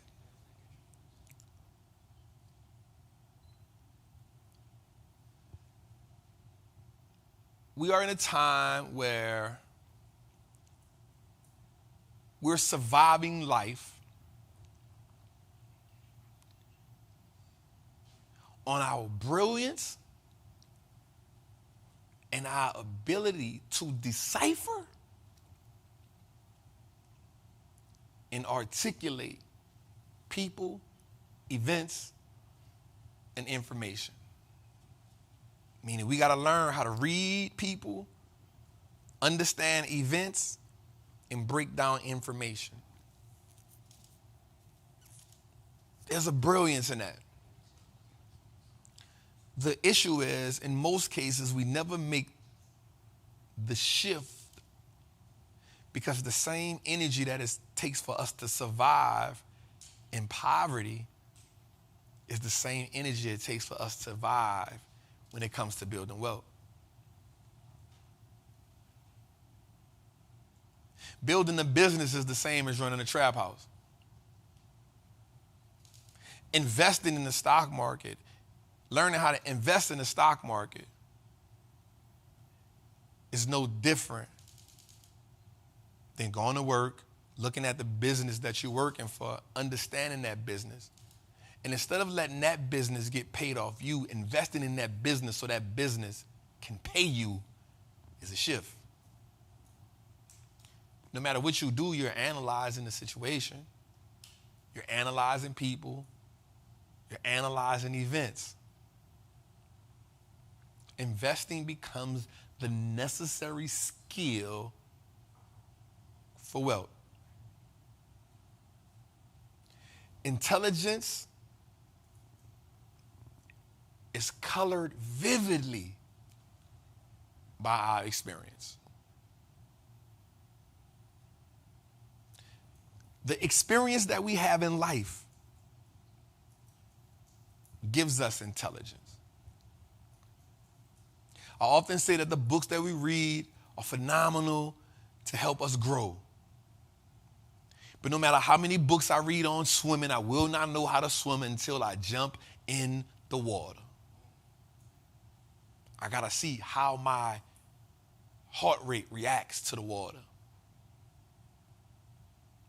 I gotta see how my brain deciphers and articulates the event and the information. That experience is downloaded and gives me the wisdom and intelligence to perform. The thing about that whole dynamic is, at what point does fear kick in? See, for some people, the fear of drowning will haunt them. The possibilities of what could happen hinder them from being great. There's a saying that I came up with: fear always interrupts legacy. Fail. We cannot be afraid to fail. So I ask you, what experience have shaped what freedom looked like to you? For me, it's being 15 years old, being a cold night, and I was in a doghouse inside of an abandoned house. That was a hell of an experience for me. It's not made up. It's an actual factual. It was when I stole some blankets from the thrift store on Carrollton and Canal, Carrollton and Tulane, from the thrift store. I bought the doghouse, and I slept in it because it was insulated. Who do you blame for you not being free? Do you blame your mama for not giving you exposure? Do you blame your daddy for not being there? Do you blame your teachers for not teaching you? Do you blame the government for not being fair? Or do you blame yourself? I think the easiest thing to do is blame others. I think the hardest thing to do is take accountability and move forward. The minute you take accountability is the minute that you unanchor yourself from the things that happen to you. I did 10 years in prison.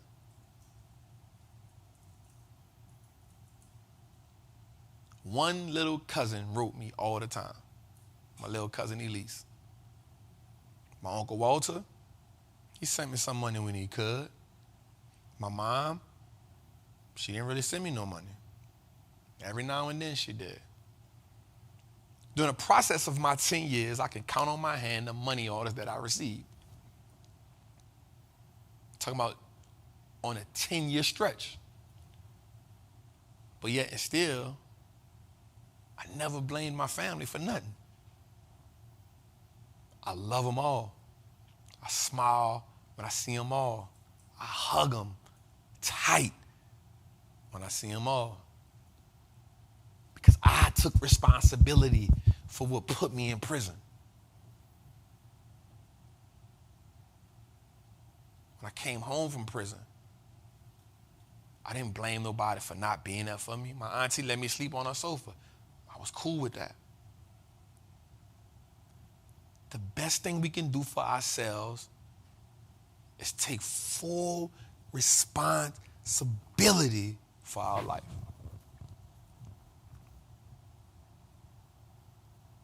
Subprime consumer is attached to limited beliefs, is attached to being a victim. I choose to be a victor. I always say that life is gonna life. Whether I'm here or whether I'm gone, somebody else is trying to navigate their way through the vicissitudes of life. No matter who you are, no matter what you come from, you will go through adversity. You'll have a moment where you cry. You'll have a moment where you have a breakdown. But it's what do you do after that? Do you wipe the tears away and keep going? Most people love the word consistent. I'm more fond of the word persistent. Because persistence means no matter what happens, I keep going. Continuously, perpetually, adventurously. Sometimes even stressfully. There's a will and a desire that has to be in you, that has to be willing to take every risk there is to take. See, most people avoid the risk. I look for them. I meet them head on. Because I know that where I want to go, even me wanting to go there is a risk. Because wanting to go there, wanting to achieve that thing has to disrupt everything that I'm going through at the moment. Disruption.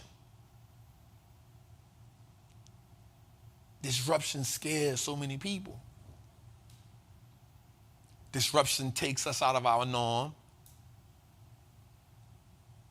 Disruption makes us uncomfortable. Disruption makes us vulnerable. Disruption makes us scared. And for that, I embrace it. Harriet Tubman, disruption. Martin Luther King, disruption. Malcolm X, disruption.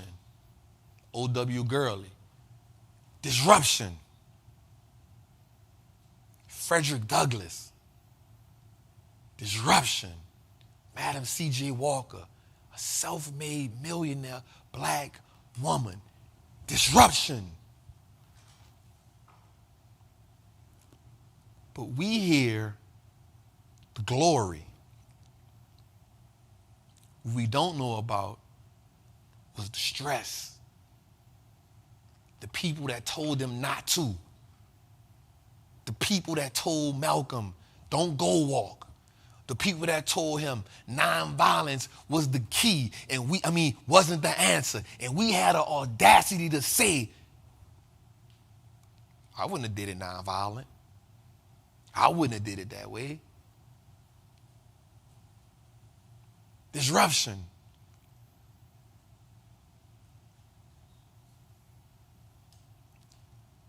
Will you challenge your current norm and cause disruption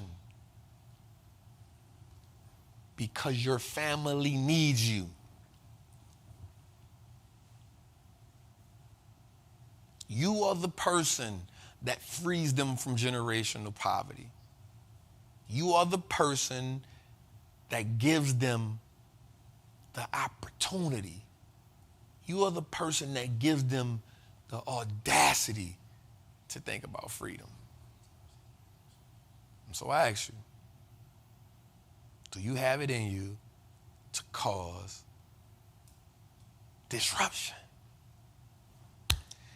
It's closing, man. It's another week of Trappin Tuesdays. Such an amazing week, such an amazing show, such an amazing episode. I want you all to like, subscribe to the channel. I want you all to go to all podcast platforms and listen to it. Episode 25 is out. Episode 26 tonight will be out Thursday. But go catch up. Go understand why episode 26 was so dope, because one thing we do every week is marry every episode to the one before.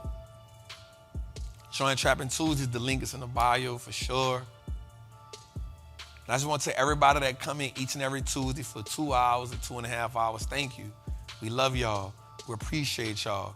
And we'll see y'all again next week. It's your boy, Wall Street Trapper. And we out, y'all. Good shit, boy.